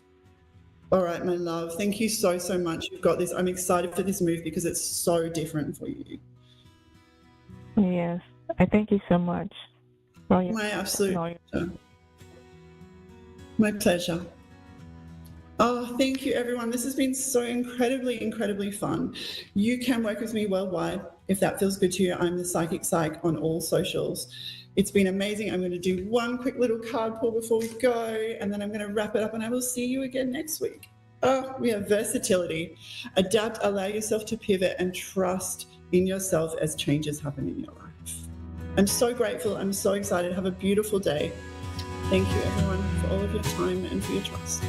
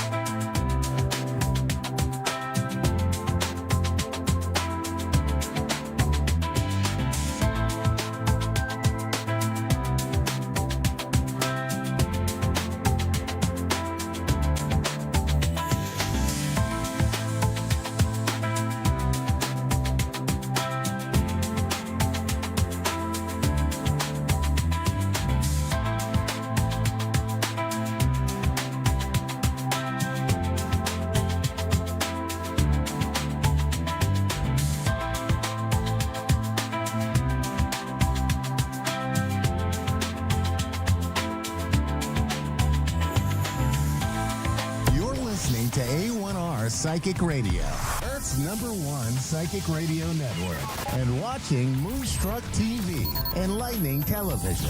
Welcome. Time for Mystic B Spiritual Insights, hosted by Anna Marie. Live from mystic-b.com. Connect direct. In North America, dial 888-454-2751. In London, 20-3519-2158. In Sydney, dial 02-8488-3147. Or online, contact us through our Facebook page, facebook.com/psychic radio. Or one of our websites, askoneradio.com or moonstruck.tv. This is Mystic B Spiritual Insight on A1R, the Ask One Radio Network. Welcome to Mystic B Spiritual Insights. My name is Anna Marie. I am your host, and in this episode, I hope I'm also a bit of your guide, maybe a messenger, and that we can just journey through our time together in positive and really connected ways. If you are joining us for the first time, I just want to say welcome. I hope that you find this time meaningful, and if for some reason you don't happen to get a reading on this call, please don't be discouraged. Just be open-minded, listen to the messages that we're sharing in our time together, and you never know, there might be something insightful in just the conversation and insights that we're sharing with upcoming callers. Before we go down that road, I wanted to just acknowledge this season of mothering energy that we're moving into. Just share a little bit of thoughts and really the concept of mothering or motherhood.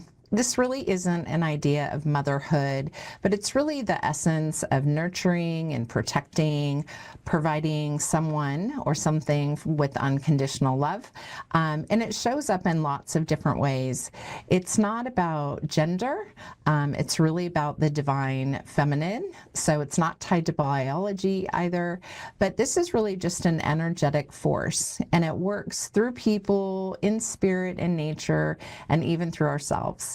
So just keep in mind as we talk about things like Mother's Day and we're acknowledging certain people, just know that mothering energy is really what reaches out to you when you're hurting and nurturing you. It's the stranger that may acknowledge you or smile at you when you're having a really hard day. It could be that mentor, that teacher that believed in you when you didn't believe in yourself.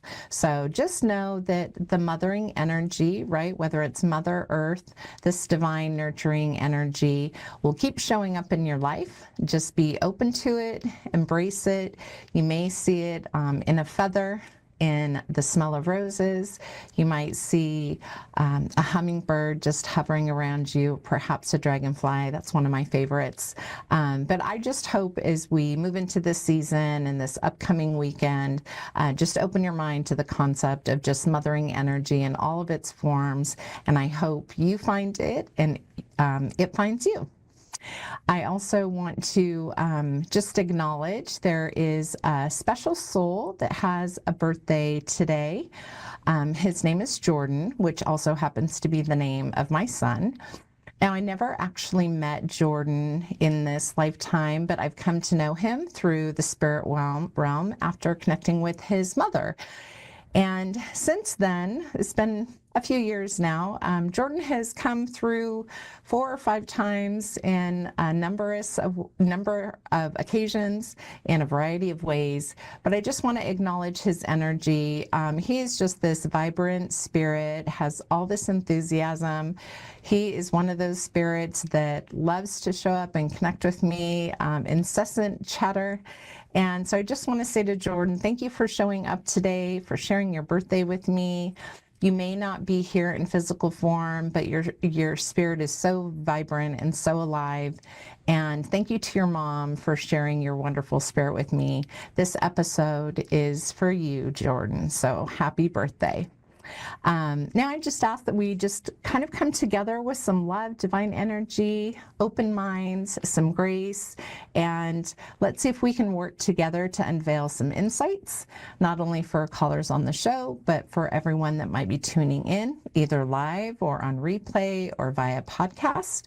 And remember, if you don't happen to get a reading, just don't be discouraged. You can connect with me one-on-one on Facebook, my Mystic Bee page. You can connect with one of the other psychics in the network.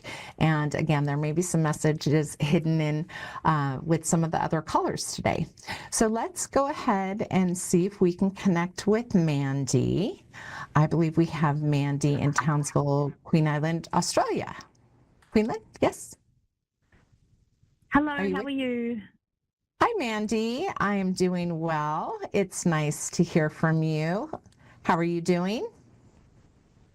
I'm very well, thank you. Great. I'd like to ask Mandy if you are interested in a general reading, or is there a specific topic that you would like to try to cover? Oh, look, general. We'll go Just general? Okay. I will say, just kind of off the cuff, Mandy, I feel like you're an artist of some sort. I'm not sure. Are you an artist? I do enjoy, I've been doing a lot of art lately. Okay. Yeah, I'm just getting the art, and I feel like there's different mediums. I feel like you have some innate talent for a performing art, but I am feeling tangible drawings, paintings kind of around you right now. So I'm just saying that's coming through. So that's coming through really well. So just know this, even just your energy coming across, I think the art is really doing you a lot of good. So I don't know if you've thought about it being really cathartic or a form of therapy for you, but I feel like you've gone. My therapy. Okay. Because I feel like you've gone through some real struggles, and I feel like you're on the other side of those, but this art is really, really good for you. I just feel, just keep that going. It feels like it's really important, just for your growth, your development, your mental, emotional, and spiritual well-being. So I love that you're doing that. Now I have to admit, I don't know. I feel like you have children, but I feel like you have grown children. But I don't know if you have like someone else's child that you sort of are a role model for, or you sort of help nurture and raise. Do you have a youth in your life or in your immediate circle? I have a daughter. She's 14, but she isn't living with me at the moment. Okay.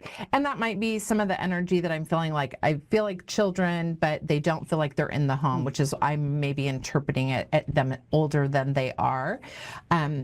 So the reason why I'm bringing that up is that I feel like that is a big concern for you. And it's not my business why she's in your home or outside of the home, but I feel like there are some financial concerns or trying to get caught up on just some life events and put yourself in a stronger, more stable position. Does this make sense for you? Oh, kind of. Okay. So it was not my. Yeah, go ahead. No, it's all right. I was just going to say the energy that I'm getting is that you are managing a number of things in your life.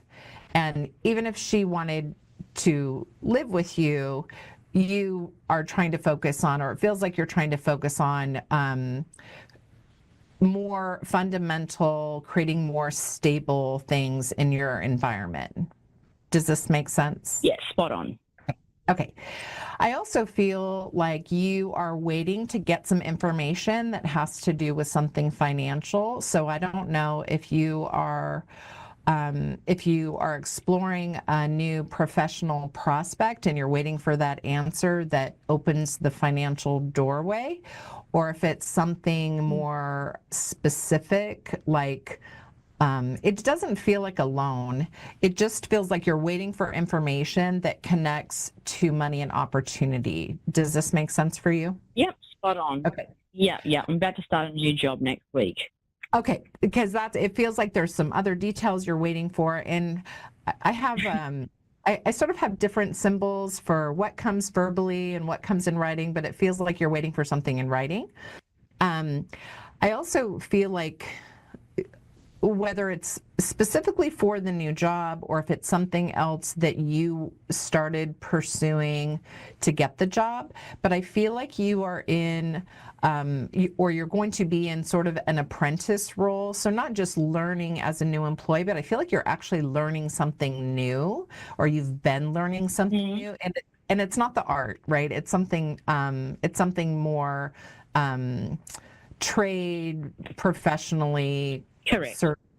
Okay. So I feel that, and I actually feel like that additional education you're getting is going to take you very far with your employment. So not only do you have this employment coming, right? You're getting this information and you have that great doorway, but I feel like this additional knowledge is really going to open up just future opportunities for you. more opportunities. Yeah. Great. And I feel like you're excited about it. I feel like it's something that you weren't expecting to be interested in, but now you're really curious and you want to figure it all out. Does that make sense? Yeah. Yeah, you're Okay. so onto it. Yeah, that's perfectly. Yep. So I also don't know if so it feels father energy to me, but it feels like your father energy. And so I feel a little bit of distance. I don't feel like it's husband or ex-husband or partner energy. It feels more senior to you. So if it's not your immediate father, it's like a father figure to you. But I feel like there's some sort of distance, or there needs to be a conversation or some communication that just hasn't been happening. Do you have a father figure that you've not been communicating well with lately? Oh my God. So my dad's just flown over to Italy for a holiday. And in the last day, he's been trying to get in touch with me on the phone, but every time he calls, I'm working. Okay. Because I feel like there's something with dad and not communicating with dad. So I'm just going to say, pick up the phone. And even if you say, I have to call you back. Right, I think I'm going to do that. Yeah, I feel like there's some worry or there's some stress there. So acknowledge dad, at least let him know that you're alive and well. I think that would be in his best interest. But good for him for taking on some vacation. I also feel like it's kind of interesting. I'm just going to expand a little bit more on the father energy. So your tone in talking about your father feels kind of lighthearted, but I actually feel like you have some underlying like headaches with your father.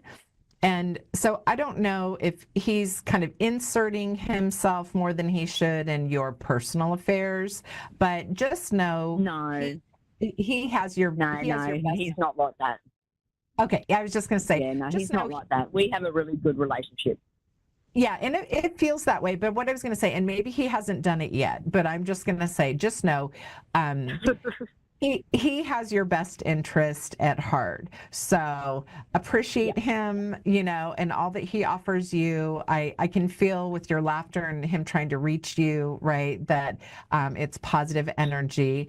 But my hope is, Mandy, that you have a beautiful start to your new job, that you keep fostering these loving relationships with your family members, and that you feel encouraged just about all the things that you're working on right now. And your daughter, don't worry about your daughter. Your she's fine. She's going to be fine. You're going to be fine, but just focus on these fundamental pieces that you're putting together. And I think you'll be surprised at how everything else starts falling into place. Yeah, exactly. I've been told that by more than one person. Oh, good. So is that helpful for you? Excuse me. Oh, that was amazing. Thank you so much. And it's funny when you do get a reading, it's almost like I already knew this. It just needed confirming. Yep. No, that's it. Most of it, our intuition's already kind of revealed to us, but you just need some validation or affirmation. So congratulations on the new job. I wish you the best. And we hope you tune in again soon. I will. Now, do you have 1 minute? Do you have any? Are you able to pick up any spiritual energy around me at all? Or are you talking about people that have passed over? Correct. Yeah. Yeah. I would have to try to focus on it. I'm not immediately getting anything straight away, but just you prompting. Yep.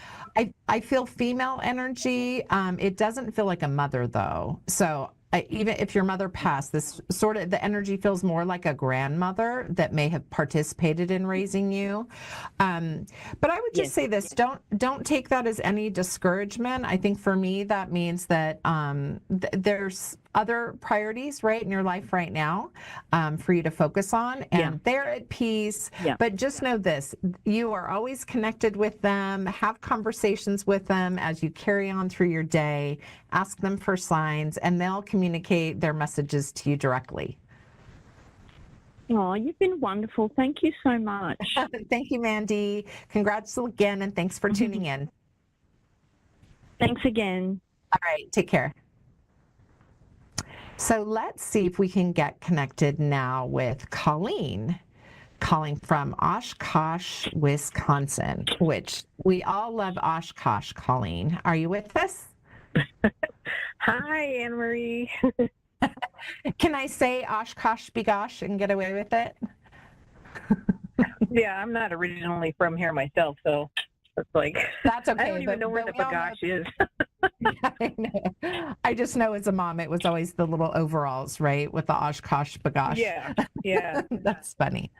Well, Colleen, I would love to support you in some way during this show. Would you like a general reading, or would you like to cover like a specific topic? Well, general runs into everything, right? So. Yeah, I mean, whatever shows up, shows up in the brief moments we have. So we'll go general. Okay.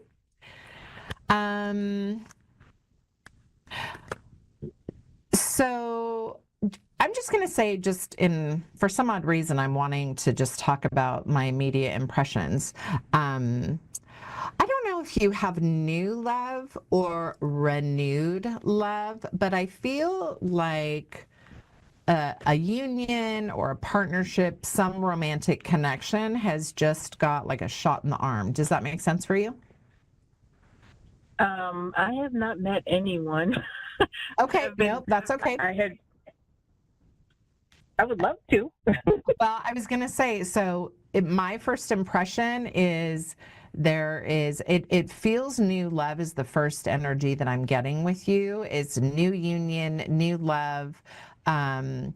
It just feels like ignited. So that could be just an initial spark, like a recent introduction. So just know this, the energy that I immediately am getting for you is romantic and union related. So if you haven't officially met a potential romantic mate, don't overlook recent introductions, okay? Because I'm definitely getting the energy. So if you want it, that's great. But I'm getting that for you. So maybe we can drill in on that a little bit. I also feel financial opportunities coming your way. So I don't know if you've been seeking new sources of income, but I feel like financial opportunities coming in, but it doesn't feel like necessarily a job change. It feels like something different. Have you been pursuing additional income sources or channels? I've just been looking, see what's out there, kind of thing. Okay. So I feel like you're going to, if you're putting the energy out there to manifest a new profession or something like that, I'm going to say, if you're happy where you are, don't overlook the prospect of literally asking for a raise or advocating for yourself to get a promotion. I just got a raise. Okay. Then maybe that's what I feel like I'm getting. But I feel the new money, but I don't feel the job change. So the raise makes sense. But if you feel dissatisfied with the raise, if you're still looking after the raise, don't be afraid to go back and try to negotiate something more. And it doesn't necessarily have to be, just the dollars. It could be more time off. It could be them paying for more education or special training or opening up for you to do a special program or project. But I feel more money coming towards you in addition to this romantic ignition or prospect energy that I'm getting. I also don't know if you have recently had or if you are thinking about someone in your past kind of coming back around, but I feel the energy of you trying to understand a past relationship or missing or wanting some resolution or reconnection with a past relationship. So in your snooping around and seeing what's out there, are you poking and prodding old loves? There's one person that keeps in touch with me since I've been moved away 3 years ago. We always keep in touch like he's my best friend. Okay. But you haven't seen him? No. Okay. So if he's the energy that I'm getting, I just feel like there's someone in your past that you are thinking about, like resurrecting something with. So if he's your best friend, I feel heart energy. I feel like there's still a romantic connection with the two of you. It's not just that you're great friends. Am I wrong? Yeah. Yeah, you're right. Yeah, there is. Yeah, I'm right. Okay.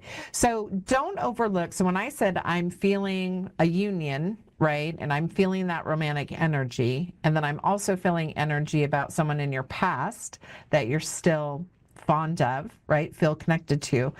Just be open to the possibilities. Because I think you both want the same thing. I think logistically, maybe you're not there right now. But I think you're both interested in pursuing something again. Have you talked about it? No. Okay. So I'm just saying, so be open, right? Be open.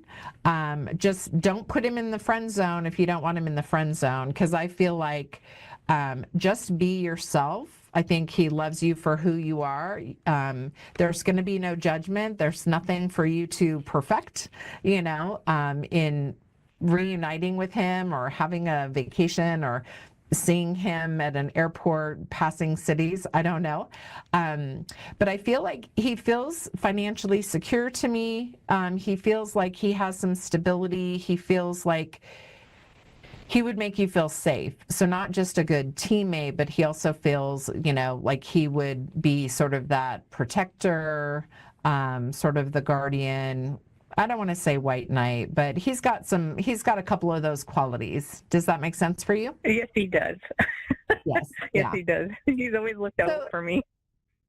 Yeah, he does. He feels like he's sort of your protector, but that he has that guardian energy. But I feel like he's also well established, and I know that's attractive to you. And I think he can offer things besides just being a great human.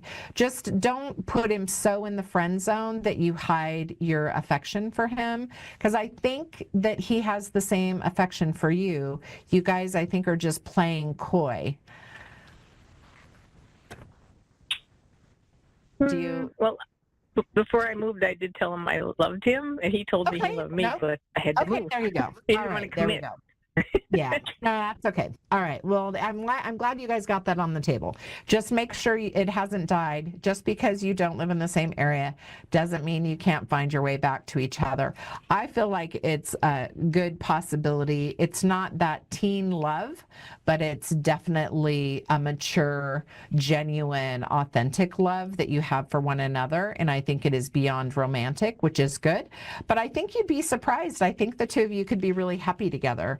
So on your journey, right, don't dismiss the idea of maybe being a snowbird or, thinking of some other maybe unconventional ways that the two of you can start to explore that a little bit further. I just think it's worth exploring.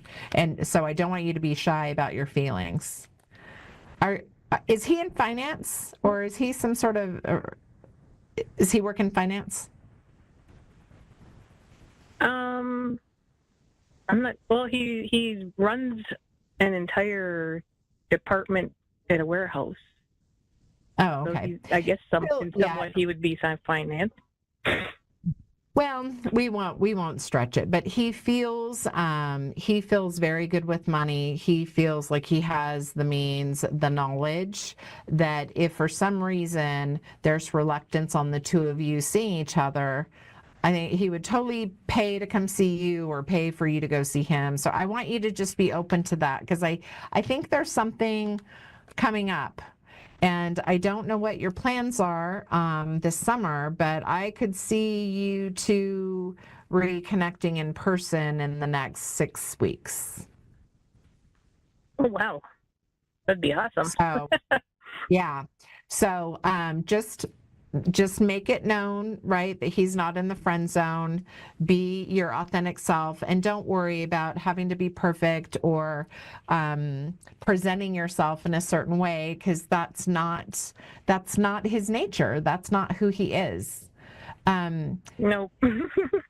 Is he have children? I feel like he No. has children. Okay. I feel like he feels like he has children energy around him. So I don't know if he's uncle. He does, because he's a advocate for foster children. Perfect. He goes to court for them. He's a guardian ad litem. I am also a guardian ad litem, so I understand that. So yeah, so he has that child energy, and for some odd reason, I feel like it's the attachment to the child energy is the only reason why he wouldn't just pick up and move to be with you. It is just that. Does that make sense for you? Yeah. Yeah, it feels very important to him. But you know what? I think your paths are going to cross again. I just don't want you to be so shy about your feelings or thoughts, because I think you have the person in front of you that you are most interested in. And, you know, I think it's mutual. So you might not have been planning on talking about love stuff with me, but I feel it's all reconnecting with your past and this romantic ignition that I'm feeling, which feels like it's been between the two of you. So I hope that's offered you some optimism, Colleen. I'm excited for you. I think you've got a winner, and I think you're a winner too. So I hope that's given you some encouragement as you come into the weekend. And don't be shy about checking back and letting me know if you've got your plane ticket. But I hope that provides you with some clarity or validation today.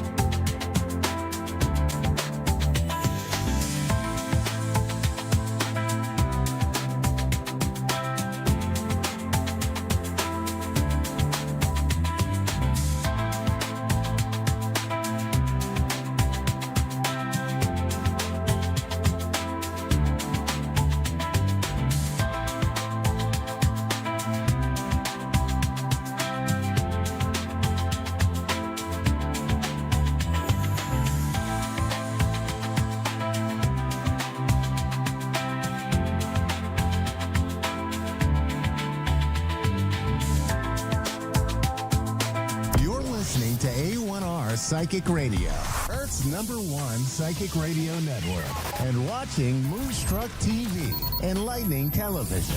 Welcome. Time for Understanding Spirit with Mary Shapano. Live from MaryVCircles.com. Connect direct. In North America, dial 888-454-2751. In London, 20-3519-2158. In Sydney, dial 02-8488-3147. Or online, contact us through our Facebook page, facebook.com/psychic radio. Or one of our websites, AskOneRadio.com or Moonstruck.tv. This is Understanding Spirit on A1R, the Ask One Radio Network.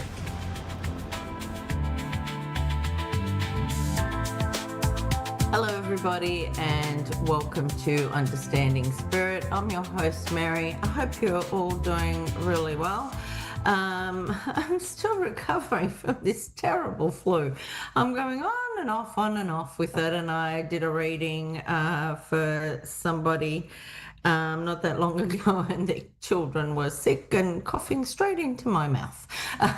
So it's just ongoing. I'm going to try not to cough and just move forward and not sniffle hopefully Spirit will just lift it off me for the duration of the show. I hope that you are all doing better than me and that you are all healthy.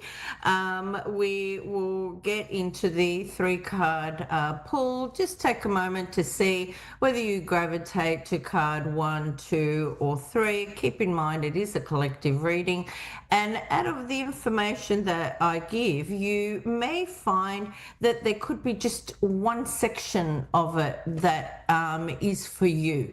You know, it could be, you know, if I say be patient, or, you know, look forward with optimism or whatever, it could be just the one thing. It might not be everything. So keep in mind that it is a collective reading.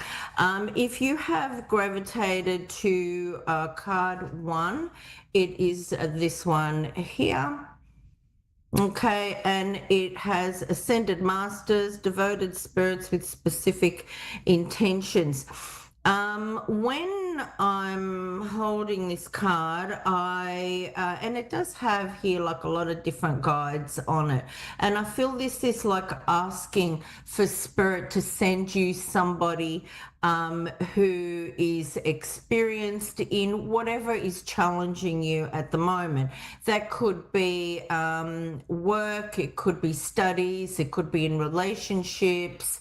Okay, so just keep that in mind. I feel also that I need to say to you that you need to follow your passion right now, but also you need to take responsibility for your own actions and emotions. If you need to draw boundaries, then that is fine, but see where your boundaries are. Don't go just by what other people are telling you to do. Go with what sits and resonates with you. Okay, it could be a time of uncertainty, but you know, trust that you will be looked after, and that everything will work out. Okay, if you have been drawn to card 2, it is this one. It's the talent guide. Okay, and it has his spirit mentors and teachers. I feel with this card that you guys have to, whoever has picked this card, you have to, it's a time to communicate, you know, honestly, and make connections with people that can help you. If you feel like you need assistance in something, or you're lacking in an ability, express that, you know, and don't be scared to express that you're lacking in something. Just say, I can't do this, or whatever. With card 1, I felt it's like asking for Spirit to send you somebody to assist you. In card 2, I feel like it's looking within the earthly realm for assistance and being open and honest with what you need help with right now.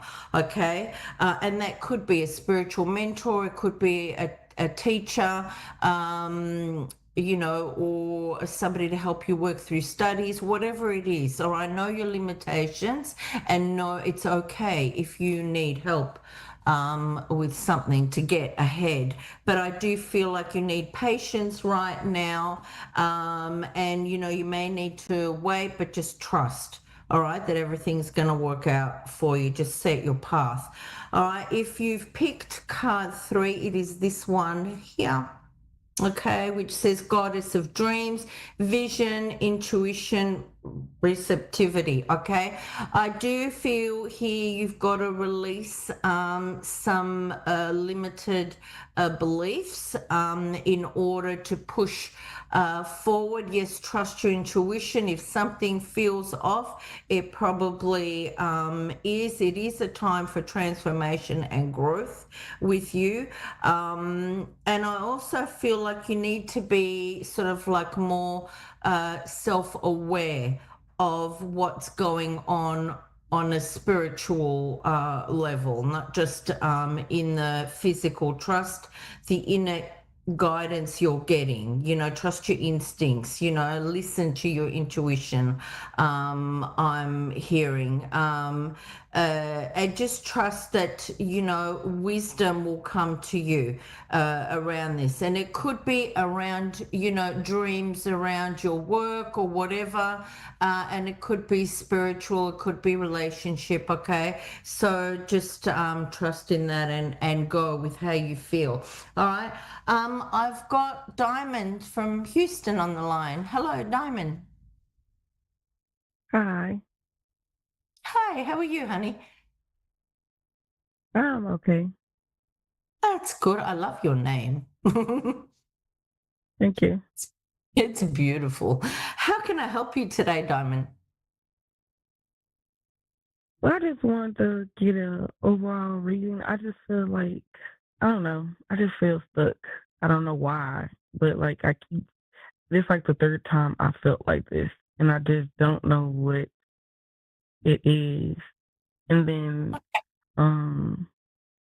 I've been having like family issues where I don't talk to my family and I don't deal with them because I feel like all my life they like gaslighted me and like made me problematic when I wasn't. Like they do stuff to me and say stuff to me, and then when I react, it's like, oh, you're a problem, and I'm like, how, when I'm just responding. I don't know. I've been going through that, and I just want to just cut them off completely. Yeah. Look, I'll tell you something, Diamond. You know, it's interesting that you said this because this was all going on in my head before I even started the show. I was just, but it was coming to me like more in a philosophical sort of spiritual way where, you know, when people don't serve us, and I don't mean as our servants, I mean like they're not there anymore for our greater good, you know, spirit will force you to close the door on them. They'll force you to move away from them. And I feel like this is very much what is happening with you. I am asking, you know, it would be remiss of me not to ask if you were a part of the problem. And Spirit are saying to me that you are not the problem here. The problem is actually them, and you're just not aligning with them. I just feel like your energy is like, why can't just everybody just leave me alone? You know, just let me be. I do feel like they don't even know half the time why they're attacking you. They don't know why you agitate them. All I can say is that what Spirit is showing me is that you have a lot of light coming down from Spirit into your crown chakra, into your third eye, and it is slowly starting to work its way down. When people see light in somebody, whether they're aware of it or not, it agitates them. All right, but they don't know why they're agitated, if that makes sense, you know, but it's like your light agitates their darkness. All right, because when they look at you, they feel like they can see themselves and the darker side of them. And instead of making themselves better, that's when the gaslighting comes out. All right, like you know, express this is, I do feel with you, with your family, and that you are in more like, it might not feel that way this way, but it's more like a spiritual tug of war between all of you. Okay, I do see that you are stuck. I am being told to tell you you need to cleanse yourself. You need, whether you do salt baths. I do feel, you know, there is a lot of negative energy around you as well. I am being told you need to sage yourself. I do see the heartbreak for you. I do see the separation and it's also going to cause you grief. I don't feel like this is going to be just easy for you to just walk and separate yourself from everybody. But, you know, you have all the answers within you, Spirit is saying to me, and you just need to, you might be reminiscing about, how family was back when it was better, but you are very resilient, Spirit is saying, and you are also towards the end of all of that, where you're moving past, and reminiscing and wanting to go back, and they're saying to me you're like homesick for those feelings of when you felt happier, around family, and probably more in childhood years, I'm getting, and it got less and less as you got older. However, you have to look forward with how you can make your life happy, with relationships, with a partner, with things like that. It's like they're saying to me, detaching yourself from that and like making your own family, your future. Are you in a relationship? No, I'm currently not, but like I've been talking to someone, but like the person I don't know, I met someone like the other day. He's nice, but I don't like he's sweet to me, don't get me wrong, but it's something I don't like Sagittarius men because I know that they are not good men, but he just sweet to me for now, but I know I don't know. I don't get nothing from him. Yeah, okay. I feel with him, he's sweet till it's time not to be sweet. I think you need to buy your time with this. Don't rush into a relationship. I feel also you would be all in and he would be 1 foot back. Okay, like not. And that's why I don't like them. Yeah, okay. And so by your time, Spirit is saying it's okay to talk to people. It's okay to see, whether, you want to go any further, with them. But use your instinct. The minute you see something you don't like, you're out there, girl. All right? You're gone. Yes, and that's exactly how I feel like with him. Yeah. I don't like him. Like I liked him for that first day, and then all of a sudden I just stopped. Yeah, trust your instincts. You've been through enough pain to know what's right and what's wrong, I'm being told, okay? But you will just cleanse your energy. There are happier days ahead for you. Just plan and move forward with your life. Don't be with anybody, family or partners that don't make you happy. Enough of that now, Spirit is saying.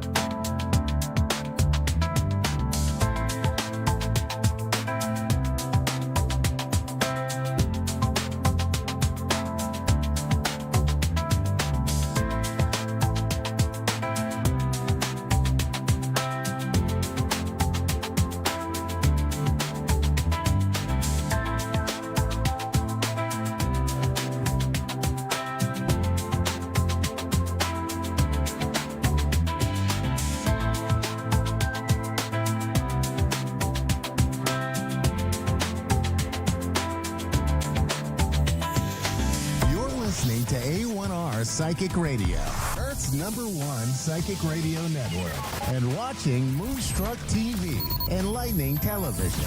Welcome. Time for Love Life with Katana Star. Katana Star. Live from katanastar.au. Connect direct. In North America, dial 888-454-2751. In London, 20-3519-2158. In Sydney, dial 02-8488-3147. Or online, contact us through our Facebook page, facebook.com/psychic radio. Or one of our websites, askoneradio.com or moonstruck.tv. This is Love Life on A1R, the Ask One Radio Network.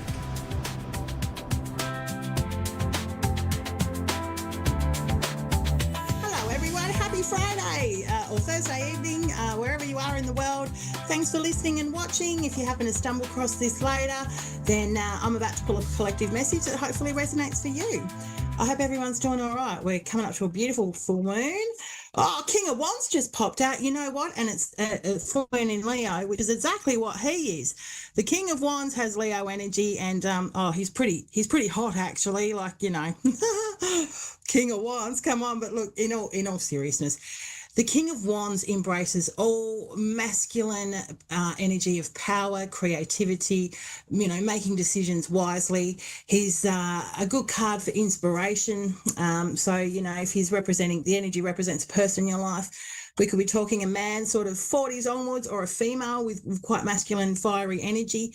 Not always, but they can be a Leo. In this card he is. He's got the line in the background. And there's someone inspiring. There's someone who, I guess, motivates you to remember your aspirations and put plans in place to follow those plans. You know, often it can be business related or creative, you know, projects that you might be doing, anything with that kind of, you know, creative oomph or spark behind it. And he can also be a romantic interest as well. So when the King of Wands comes out, you know, there's some heat there. There's a fair bit of passion and intensity with this guy. There's no mucking around there, that's for sure. So here's the collective message for today. And look, with this full moon that's coming up, to embrace the harness, tongue twisted, to harness the energy of the King of Wands. What you'll be looking at in a full moon is acknowledging all the strengths and qualities and traits that you have about yourself that puts the bigger picture inside as to where your goals and aspirations are going. And any barriers that might be in the way, like it could be, you know, day-to-day stuff. It could be financial, it could be fear, it could be security, it could be other people, it could be health, anything like that. You know, it's about weighing it all up into perspective and thinking, you know, one step at a time, how can I address these things so that I can manifest what I really want and what I'm wanting to be doing, because life is so short. Before we know it, the blink of an eye is gone and 10 years has passed, and you know what I mean? So the King of Wands, with this sort of energy, that's the kind of magic that you can work with to really, you know, with working with all the forces that are happening in the universe at the moment, you know. So I hope that applies to some of you who may be listening. I'm going to pull another quick card. I might reshuffle actually. I've got the Empress there as well, and she's someone all about new beginnings and stuff, but you know, the birth of a project or fertility or pregnancy or anything like that. She's the mother of the tarot. Now, look, I've got Denise from Memphis in Tennessee on the phone. How are you, Denise? I'm doing well. How are you? I'm fantastic. I was just explaining the collective message, and it's got some oomph there with the King of Wands. I'll tell you what, he's a Leo, and it's a Leo full moon, and you know, all about finding that spark again and inspiration and passion for life. And with the Empress being there, it's a really good time for people to be starting something new, I think, you know. What can I do for you this evening? Just saying, what all do you see for me? Yeah, sure. Okay, well, I'll do you a general spread. I just dropped a couple of cards as I was doing the collective message, so bear with me. I'll just pick these up. Okay, so just a general spread on what you need to know. Is that, and am I hearing you right there, Denise? Just I guess saying, well, really, just kind of seeing where's my path going.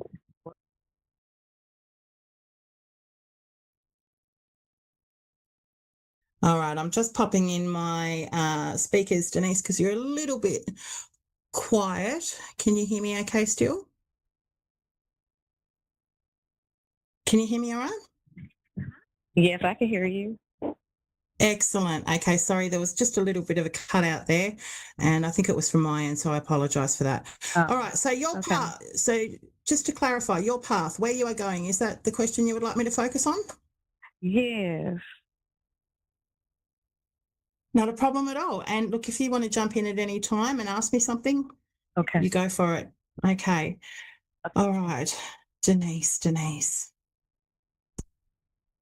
Okay.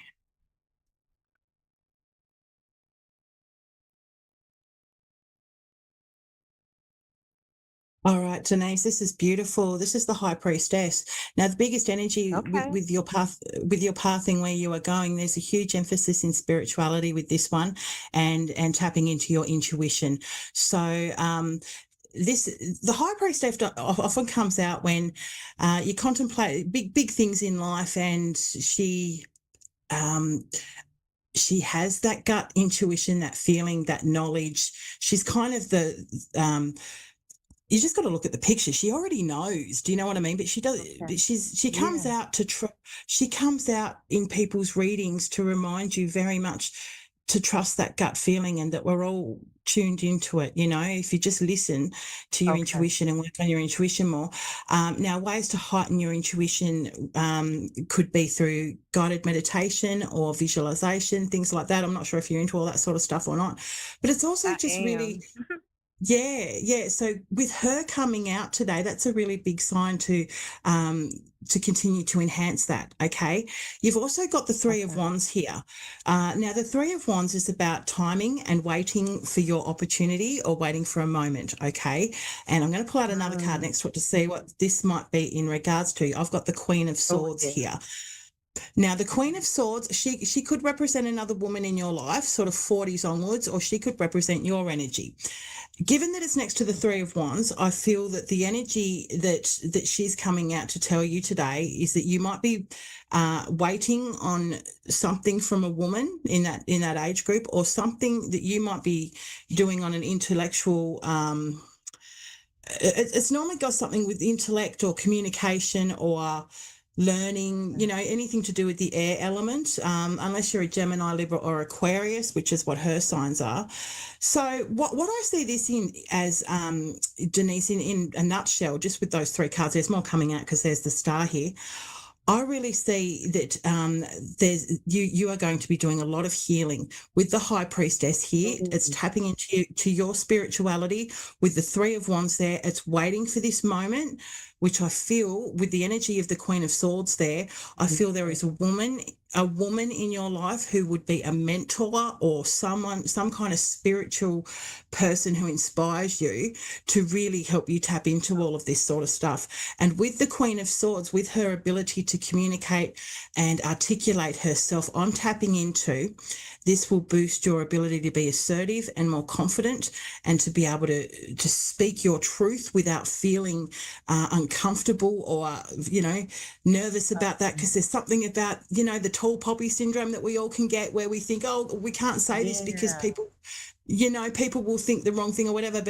But I really feel that your path forward here, this is what you're going to be harnessing and working on. And with the star here, Denise, the star's beautiful. This would signify a lot of healing from past traumas. Okay. It also signifies chasing those aspirations and goals and dreams that I was talking about with the collective message with the King of Wands, is given that it's a full moon, coming up to a full moon in Leo, have a think about all the things that are, your obstacles, you could say. I don't like to call them barriers. I mean, they're technically barriers, but obstacles in your path forward here in where you're going. And with the full moon, okay, it's a beautiful time now to release any negative attachments that you might have to friendships or unhealthy people in your life, or a toxic workplace, or anything that's toxic, or, you know, not really benefiting you in the long run. You know, it might be, it's weighing up those things, you know, money-wise, if it's career. You know, we often stick it through because we feel that we have to pay the bills, and that's true very much with the, sorry? That's so true. Yeah, 'cause you we know, deal with things, with the, right? Yeah. and you look at the Maslow hierarchy of needs. I'm not sure if you've ever heard of that, but our physical needs often come first, and that's you know, a no-brainer. And so what it's about is putting plans in place. And with the Queen of Swords here, Denise, this is very much going to be a positive, a successful journey for you to start putting plans in place to follow your true aspirations and what you're really wanting to do. And the Nine of Cups, this is beautiful stuff. You've got a really positive soul journey of healing and self-love in front of you. This is your path. This is what the question was. What's my path forward? It's enhancing your intuition, working on your spirituality, possibly embracing the mentorship of a woman with the Queen of Swords, or you yourself will be approaching this with the intellect and confidence and conviction of the Queen of Swords that she has. And again, it's all coming back to timing. So look, here's the Knight of Swords, and this is beautiful. This is really a good sign, Denise, that you have got the sheer determination and drive to follow what you want. It's there. There's the star, you know. And this character will just chase after their goals and aspirations without anything holding them back. So like I said, this is timing. And with the Three of Wands here, I'm getting shivers. This is the time now, Denise. This is the time now. With the full moon coming up, because I think that's what you've been waiting on. You're waiting for that wave to come in and the time to be right. Now's the time. Tonight, okay? You know, have a think about that. Go out and stand under the full moon wherever you are, and harness that energy. Think about the things you need to sever, the things you need to release from your life, and don't feel guilty for doing so, because Denise, life's too short, and now your path forward, my darling, is full of I really get inspiration, determination, and really keep trusting your intuition. Now, I've got 60 seconds left, Denise, so I'm sorry I sort of have to cut that short. But look, I've just got the Nine of Pentacles very quickly. If you're thinking of a career change, I'm not sure if you even work or not, this is a massive green light to do so. You pursue what's right for you, okay? Because the Nine of Pentacles is a huge green light for success when it comes to money-related things and career changes, also even promotions. So that's a good one. So I must get going. I'm sorry I didn't have longer with you, Denise, but all best with that. And all good things. That's really great. Positive change. Yes, it's needed. Thank you so much. Do it tonight. Okay, cheers. See ya. As for everyone else, I'll be back same time next week. Thank you. Bless be and have a great weekend.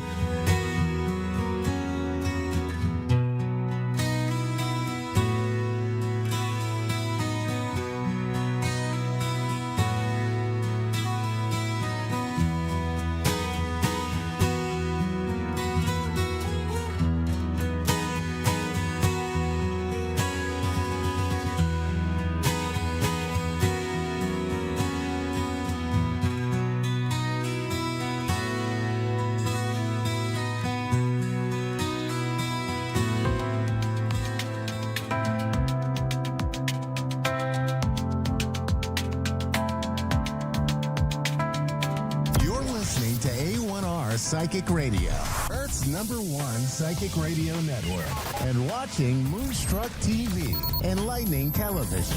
Welcome. Time for Your Beautiful Life with Jenna Lee.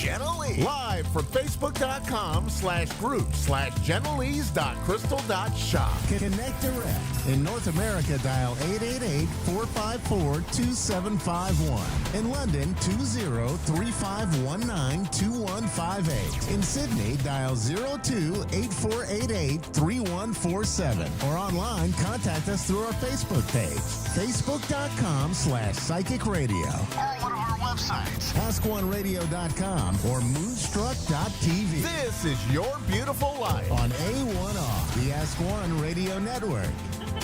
Hello, everybody. everybody. My name is Jenna Lee Wynn. Welcome to Your Beautiful Life with Jenna Lee. I'm so excited to be here today to introduce myself and to let everybody know who I am and what I do. So as of right now, I live in Southern Idaho, and I have been able to see since I was 3 years old. And my ability started when I was very young. However, I did not understand what was happening to me. I was seeing spirits outside of my window, inside of my doorway, and I was terrified growing up. And as I started to develop my abilities, they became stronger and stronger. I really tuned into Sylvia Brown, if you know Sylvia Brown, and watched her shows. And eventually I went to her hypnosis school and I became a spiritual hypnotherapist, and I specialize in past life regression. So that's kind of what started my career. I really wanted to get into hypnosis. And as I was doing hypnosis and people were telling me what they were going through in their stories, I just all of a sudden knew what to tell them. As I put them into hypnosis, I was starting to stream messages. Like I call it downloading, or, it's channeling. It's like a form of channeling, but streaming messages to them during hypnosis. And that is originally how I got into doing more readings for people. When I was about, I would say about 25 or 30, I ended up getting very, very, very sick. And only a natural doctor could tell me what was wrong with me after lots of months of studying and researching and seeing different doctors. And that natural doctor led me on my path to become a natural doctor myself. So I'm a naturopathic practitioner as well, which is like a natural chiropractor. And I have just put all of my tools together, and now I do readings.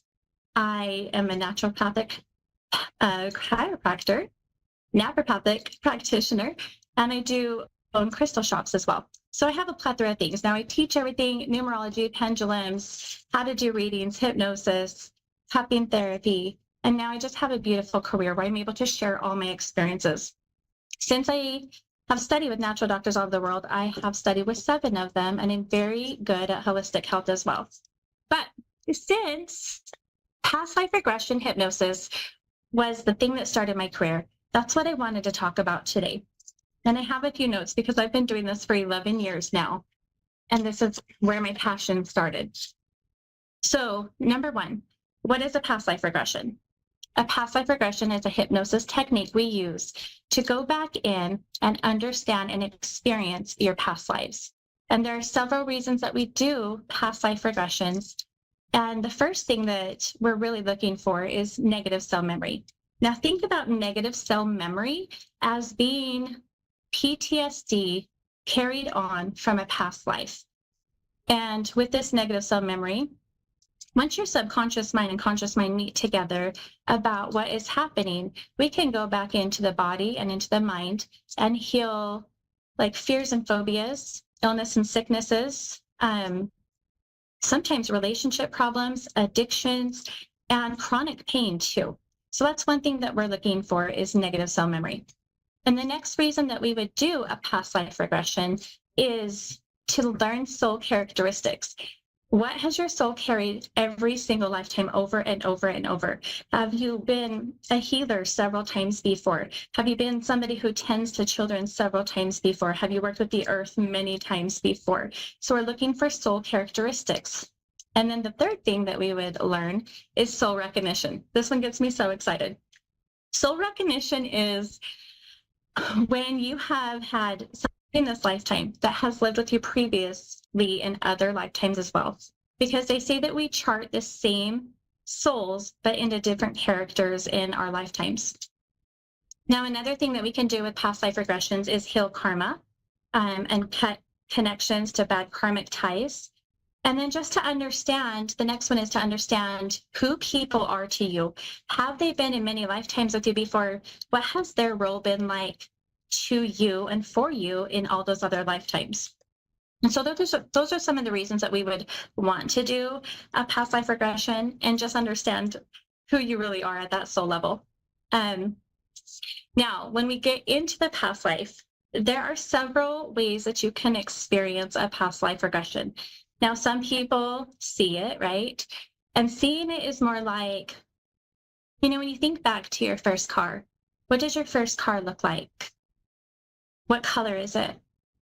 What was the inside like? What kind of radio system did you have in there? And how you see that in your mind, even though your eyes are open, is exactly how you would experience it during your past life regression. The other way that you can experience it is through your emotions, feeling the emotions come up and rising, and then allowing yourself to open up that way. Some people feel it in their physical bodies. They'll feel pain, or they'll feel like tingling or some numbness. And some people hear it just like it's being told to them. And some people just know it. And so those are some experiences. Those are some ways. Now, I really want to talk some experiences. If we do take colors, I am so open to talking about past life regressions, and I'm doing some numerology for you guys if that's something that you want to do. I'm so excited about numerology, by the way. All right. Some of these are so exciting. So one time I had a lady who came in. She had had lots and lots of jaw problems, lots of headaches, lots of migraines. And when we go in to do a past life regression, as the story unfolds, she is having an argument with her boyfriend. She's telling me that they're arguing. She's telling me how she's dressed. She's telling me that she does not like the way that he's talking to her. So she turns away from him, and he's yelling at her. And as the story progresses, she ends up in the hospital room. She says that she knows that she's technically knocked out and that she's asleep, but she knows that there's like nurses and doctors walking around her. And then the story progresses, and she is in the recovery room. She says she's in a lot of pain in her jaw. And her mom is there feeding her soup. And when I ask her, well, how did you get here? She goes back to the surgery room. And she knows that that's how she got to the recovery room. So I have her take another step back. What caused you to have to be to the hospital? And she said it just looked like a large basketball came at her face. Something bright orange came at her face. Now, she had not put it together yet, but we had enough evidence that she had carried over negative cell memory. And so I took her to the scene of a waterfall to wash over all the negative energy. And as she stepped into that healing water, she said, oh, I got it. I was fighting with my boyfriend. He did not like how I was reacting. He didn't like that I turned away from him. And when he called her name again, he actually shot her. And he shot her right in the face. Now, that's why she had to go have reconstruction. That's why her jaw hurt. But the interesting part was, and I had known this enough to know that she had had many, many jaw problems in this lifetime. In fact, they had pulled 2 teeth from her mouth, hoping to relieve pain. And they were just talking about cutting a part of her jaw out and putting another part in to help relieve that pain and just get rid of it. So once her subconscious mind and conscious mind met together, that this happened in the past, and she no longer needed to carry this with her, I reminded her body that it needed to go to how it was blueprinted in this lifetime, and it can like let go of that pain. 2 weeks later, she messaged me and told me that she no longer had any pain, and that she had been in so much pain her whole life, she did not know what it was like to live without pain. And she has never had the pain ever again. Now, that is some negative cell memory from some physical trauma that she packed in. And I love these stories. So I've got quite a few more. Oh my gosh, this one was so exciting. One time I had a lady and she wanted to quit smoking. She was going to have a baby. And as she was coming in for non-smoking, we did a non-smoking session, and she reduced by half. Then the second time she came in, no change. The third time she came in, no change. So if we have several things that, something we want to change, and we tried several times in other ways, a lot of times it is correlated with a past life. So I do a past life regression with her. And she has a past life, has nothing to do with smoking, has another past life regression, nothing to do with smoking, because you'll do 3 lifetimes with me in a session. So the third lifetime, she actually has a present day memory as she was sitting on the counter at her grandma's house. nothing about smoking. Well, when the session ended and we hadn't uncovered anything and she went home, it hit me afterwards. We had another session to clear everything up. And when I tapped in to do a reading with her, she was actually pregnant, but the grandma was reincarnating back into this body, into the baby. And the grandma had actually passed away from smoking too much. And the baby wanted to not come back as a smoker. And once we cleared the baby's energy, the lady just quit smoking altogether.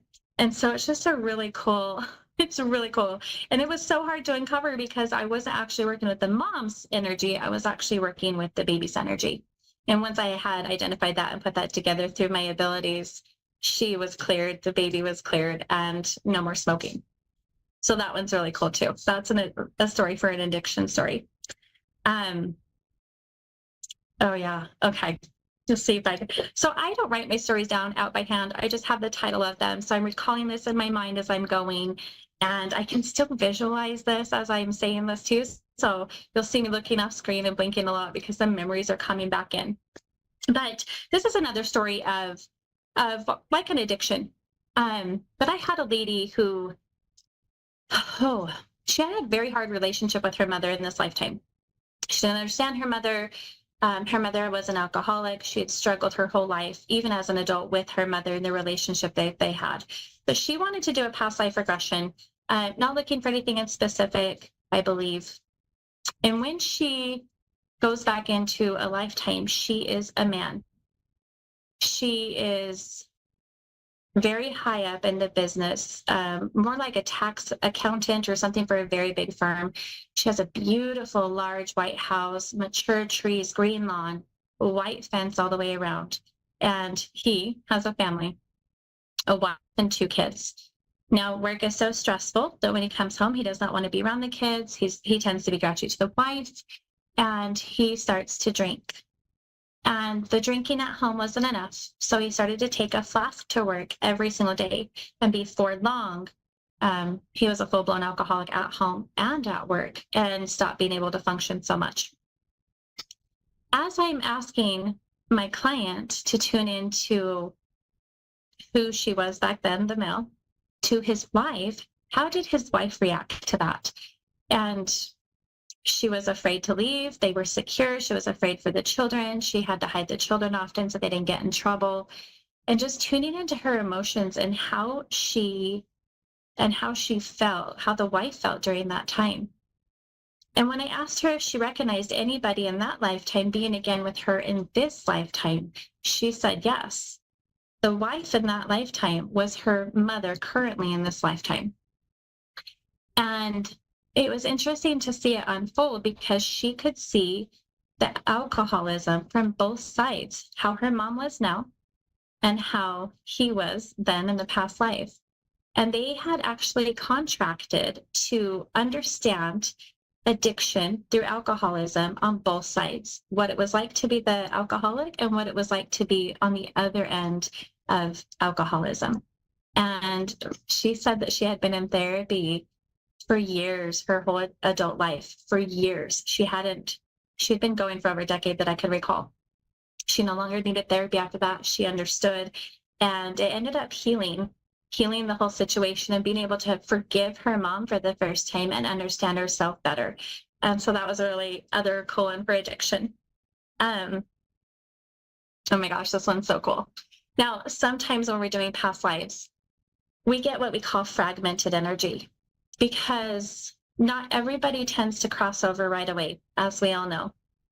So this one was actually one of my dear friends. I was teaching my hypnosis school, and she was a student of mine. And as she's going in to this past life regression, she is telling us that she is so in love with this boy. She's about 18 years old. She's so in love with him. She tells us the story of how she's outside on this farm that she grew up on, and she's playing with the horses, but her wedding's coming in 3 days. She's going to marry the love of her life. She's so excited. And then the scene starts to shift, and she's going down the aisle, and she's marrying the love of her life, and they end up having 2 little girls. And as the story's progressing, they're at a graveside, and she had been pregnant again with a little boy. And shortly after his birth, the little boy died, and they were burying him. And as the story keeps continuing, the family kind of goes through that rocky session with, grief and loss and distancing from partners and things like that. And as she can recall, the husband is outside and she's watching her girls play. She's in her rocking chair on the porch. And pretty soon the husband takes the girls and leaves and never returns. She says that she's been waiting there for him. He never came back with the girls. She'd never seen the girls again, but she can tell you exactly what their names are, how old they would be right now, and all sorts of information, where they're living, the town, the state, lots of different things.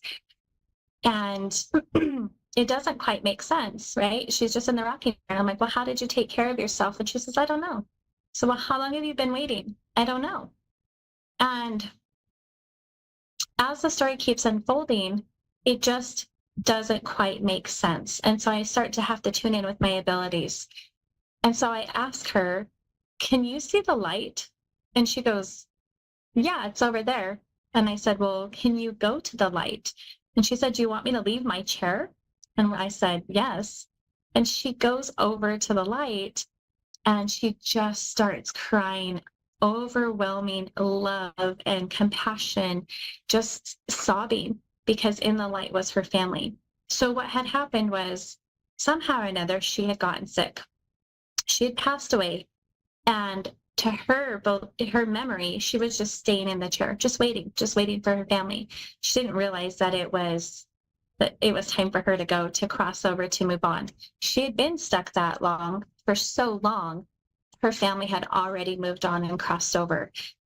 So we had estimated she had probably been there for at least 150 years, if I remember correctly, because she did give us the date, the town it was in, and all the information. So in that case, there are some times where people's part of their energy, fragmented energy, gets stuck, and we have to cross them over so that they can come together and feel more whole and more complete in this lifetime. And I have seen that a lot of times. Okay, so that's super exciting. So another reason that we would really want to do this is to learn who people are for you and who people are to me. So I had another one that taught me my abilities, and you can come back in with stronger abilities than you've ever had just by tuning in who you used to be, which is soul characteristics. So I'm so excited to be here with you guys. This is so much fun. This is definitely my passion. Again, I'm Emily. I do spiritual hypnosis. I am a natural chiropractor. I do readings of all kinds, and I am super excited to get to meet everybody and start taking calls in the next little bit, so you guys can get to learn me and my abilities as I'm flowing. I hope you guys enjoyed this. I hope you learned something new, and feel free to reach out with any questions on the links down below. Have a good night. You're listening to A1R Psychic Radio, Earth's #1 psychic radio network, and watching Moonstruck TV and Lightning Television. Welcome. Time for Urban Monk UK with Urban Monk. Urban Monk. Live from Facebook. Search Urban Monk UK. Connect direct. In North America, dial 888-454-2751. In London, 20-3519-2158. In Sydney, dial 02-8488-3147. Or online, contact us through our Facebook page, facebook.com/psychic radio. Or one of our websites, askoneradio.com or moonstruck.tv. This is Urban Monk UK on A1R, the Ask One Radio Network. Oh, good evening, good morning, good afternoon. Welcome wherever you're watching live on A1R Radio and Moonstruck TV. Welcome to Urban Monk's 10 minutes of mindful rubbish. But I'm laughing because Dave just told me to do the whole show without a verb. I have no idea what a verb is, so I've failed already. Tonight's episode, I'm going to talk about the voice in the head and letting go of self-definition. Basically, we identify with issues. The ego that I talk about constantly lives in the past. It exists purely in the present to direct you based on past experiences. We, as I touched on before, we identify as parents, we identify as an alcoholic, we identify as a husband, or we identify as a drug dealer, whatever it might be. That's the identification that the voice in the head that's not you gives that title and that label to us. For example, if I said, I love my car, it's not my car, it's not my life, it's not my house. My only thing is myself, life itself. So I hate my life. That's a subject and object, as we spoke about before, from Eckhart Tolle's Power of Now. If I think I'm running out of money, I'm broke, I am broke, I'm not. If I said I only have $10 or £10 in the bank, that's a fact. That's factual. That's not something that is a label that I attach to myself or my life. Human beings are going through a strange phase at the moment. We're all trying, especially on this channel, trying to raise the levels of consciousness around the planet, help people, love people, be grateful and be full of gratitude. But the majority of the world today is struggling to find its identity or its place. Nobody knows who they are or what they are because we're so obsessed with attaching labels to ourselves. If you can take a moment to think and not identify yourself as anything, but just as a being, it becomes a moment of clarity.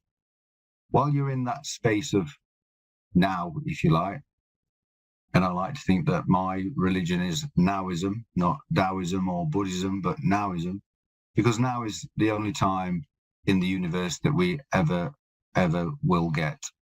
Previous moments have gone, the next few moments haven't arrived yet. So we can't base how we are and how we think or allow the ego to put those thoughts in our head, because we're only present right now. So a couple of examples of things that have happened recently. A client of mine was found out that she'd been accused of being unfaithful, and she quite rightly told her partner, who then went off on a catastrophic ride of catastrophizing. What if she had? He spoke to me as a client as well. He spoke to me at length that there were times when she goes from the house shopping and doesn't return for 3 or 4 hours. What if that's the case? What if it's actually true? So instead of listening in the moment and understanding where she was coming from and the depth of her concern, his mind started to play little tricks on him.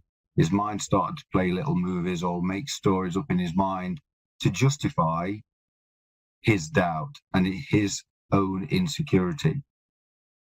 His insecurity came about from the fact that he identified with being her partner, and that's all that mattered. So if the stories were true, that would be the end of his relationship. That would be the end of his identifying with a 20-year relationship, with the trust and the honesty. So you can see how that little voice inside your head can play terrible, terrible tricks. And it's about not engaging with that voice. It's going to be there, but you can quieten it down, take a moment to reflect, jot into a little bit of mindfulness, do a little bit of Tai Chi or a bit of yoga, or wash the dishes. Anything to take your conscious mind away from focusing on what is essentially poison from someone else, sending out energy into the world, which will come back to bite them. We all know about karma. Apologies for the sunglasses, but I'm sat in the backyard of Monk Towers. It's very difficult with the sun shining. We're going through a bit of a heat wave in the UK, which is quite nice. Playing havoc with the plants in my allotment, but apart from that, it's not a problem. And we talk about my life. My life is just life. There is no my involved in that. So if we're starting to think about issues and I am feeling lonely, or I am feeling upset, or I am feeling ill, take time to just take away the verb or whatever it is involved in that sentence, to just accept that you are just you. There is no attachment to you as a person. You are a vibrational, energy-filled bag of skin and bones. That's all we really are. So the problems we get tied down with and the problems we get bogged down with are because of the voice inside. Imagine that you're lying safe in bed. Yeah.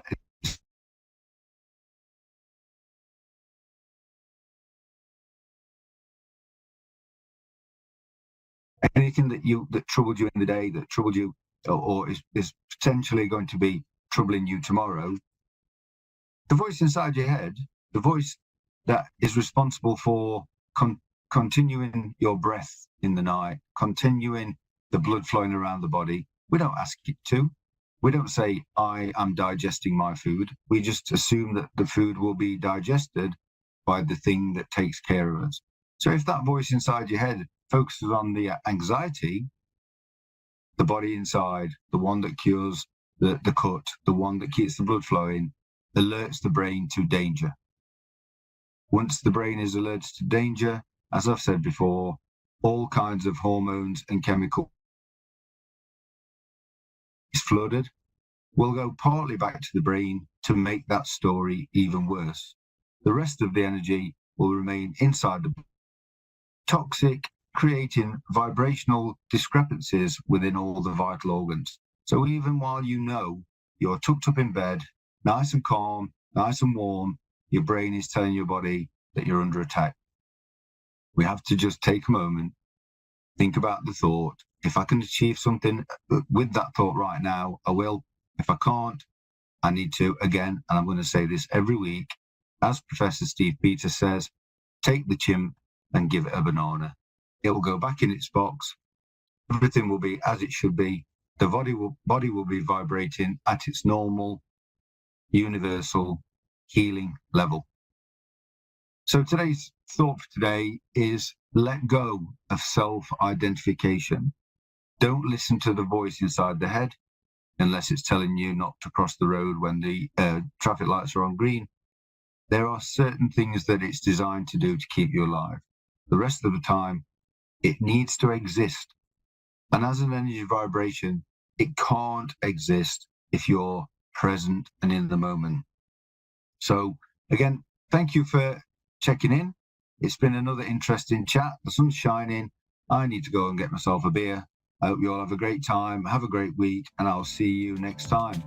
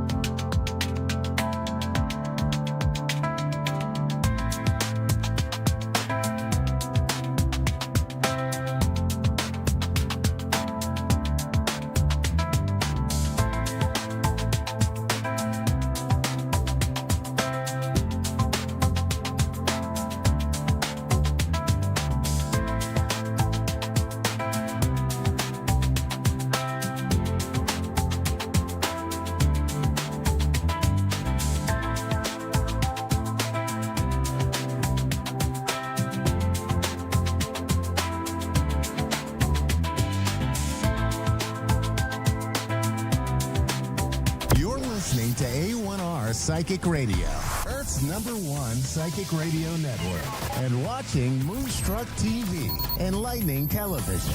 Welcome. Time for astrology and psychic readings with Lady D. Live from LadyDPsychicParties.com. Connect direct. In North America, dial 888-454-2751. In London, 20-3519-2158. In Sydney, dial 02-8488-3147. Or online, contact us through our Facebook page, facebook.com/psychic radio. Or one of our websites, askoneradio.com or moonstruck.tv. This is astrology and psychic reading on A1R, the Ask One Radio Network.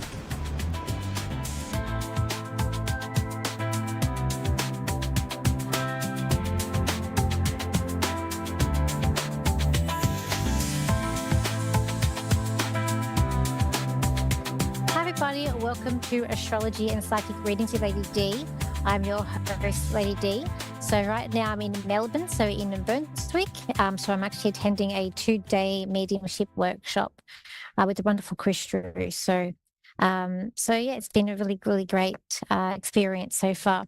So this week, what we've got coming up, we have the full moon that is happening in Aquarius. So that is happening on the 9th of August at 5:55 p.m.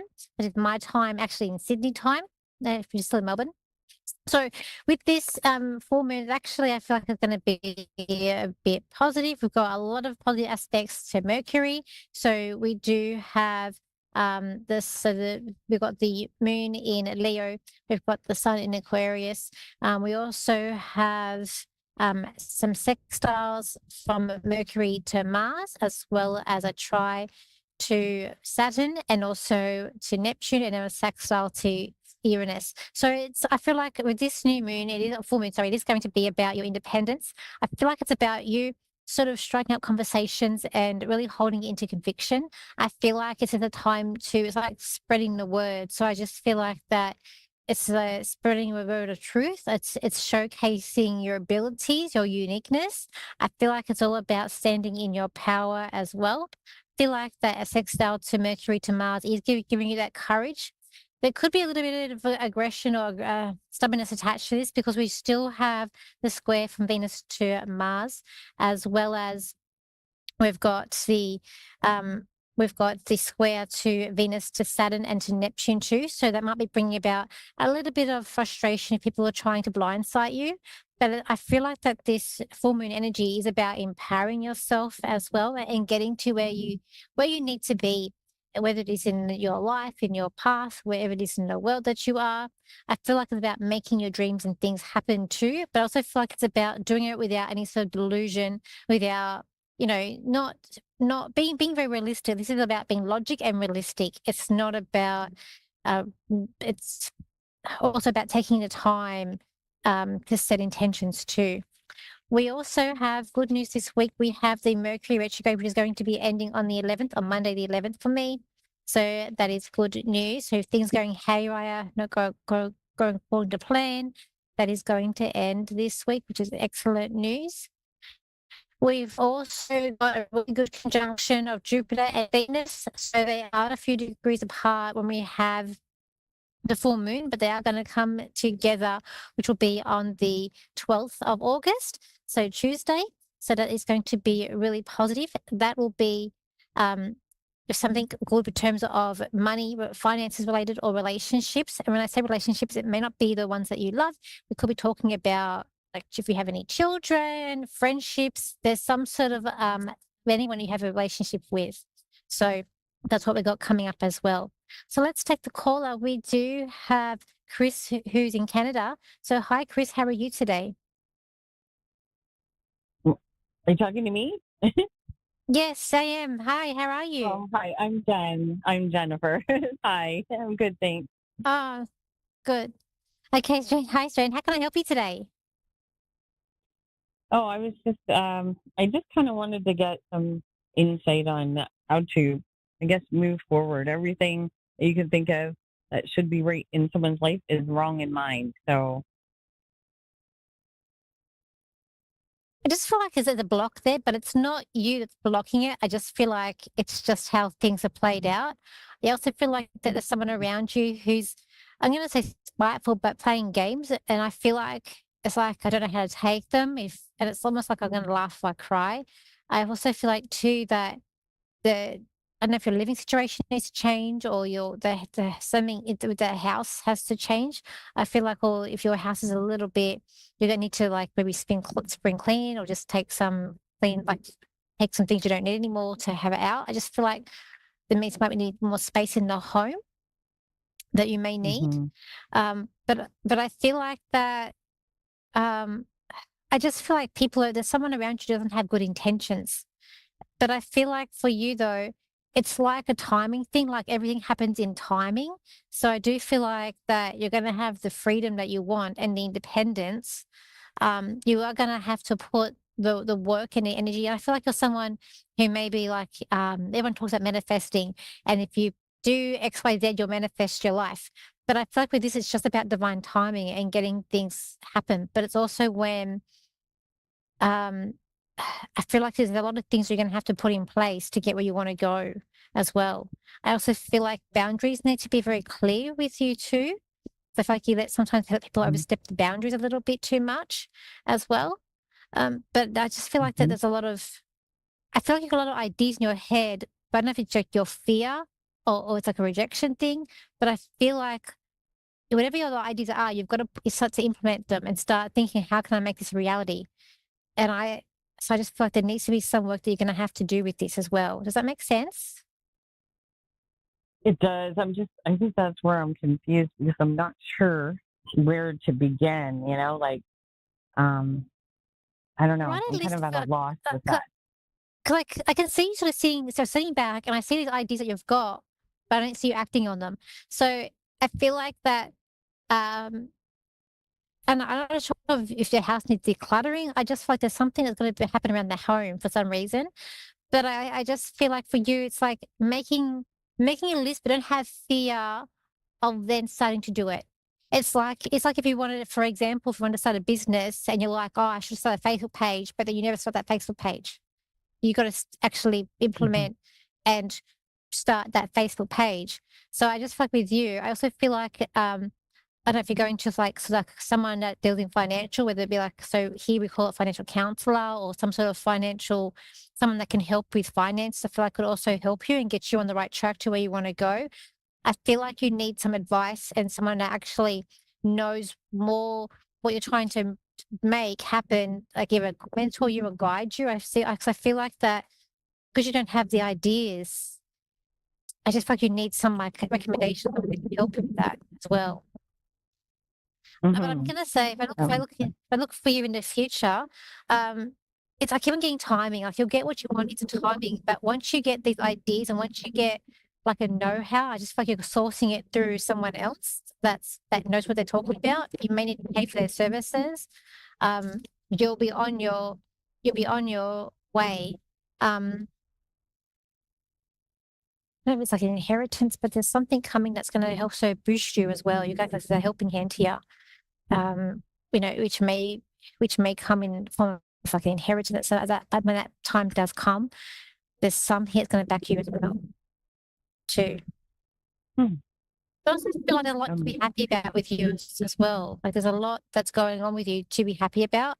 I just feel like it's like the mind needs to change to make the glass half full, not half empty.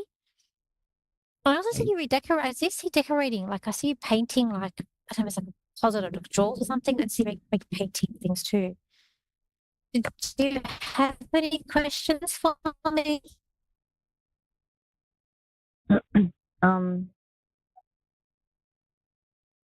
Do you see me like working with and helping people in the future, like maybe coaching or something along that line, or? You mean like helping people in hardship? Yeah, like, yeah, well, I do that on a daily basis for free now.